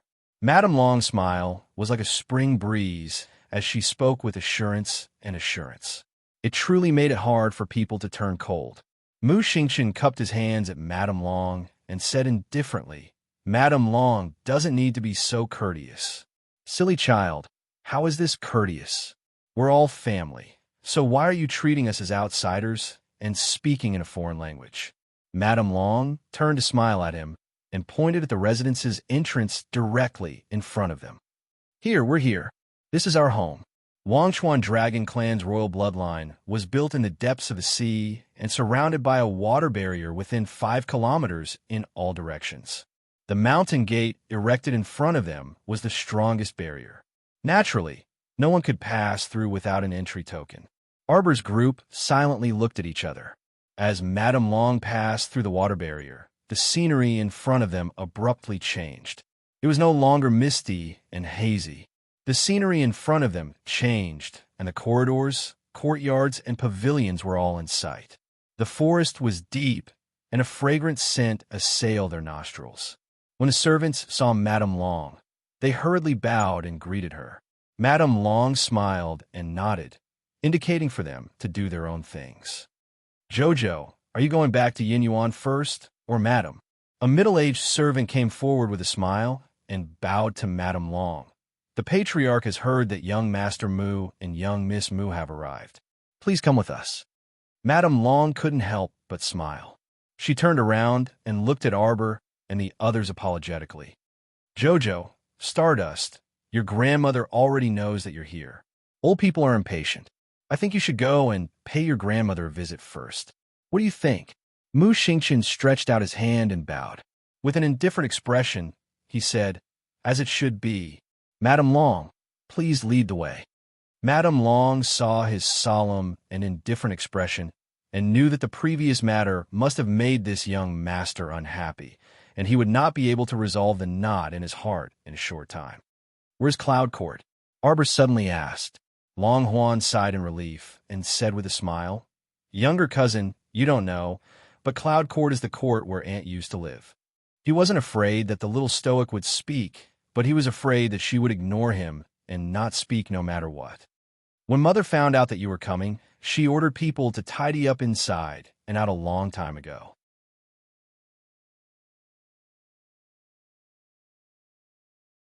Chapter 4359. Cloud Court is your mother's residence. Madame Long pulled on the young crown princess's hand and whispered softly, Do you want to go over and take a look now? Arbor glanced at her and shook his head apathetically. No need. So many years have passed. What's the rush? The little stoic turned around and walked away without looking back. Prince Imo knitted his brows, feeling faint regret in his heart. If he had known that Jojo would be so unhappy after coming to Forget River, he wouldn't have agreed to bring Jojo to such a sad place back then. This was only the first day they entered Forget River, but how many times had Jojo been sad already? Imo Yin was in a bad mood, so she naturally didn't find anyone pleasing to the eye. When she saw Madame Long and her family standing there in a daze, she couldn't help but ask coldly, "Aren't we going to see Forget River Dragon Clan's clan leader?" "Ah." Madame Long snapped out of her trance and nodded with a smile. "Everyone, please come this way." The group of people walked past a vibrant and colorful garden and walked along a small path to the pavilion in front of them.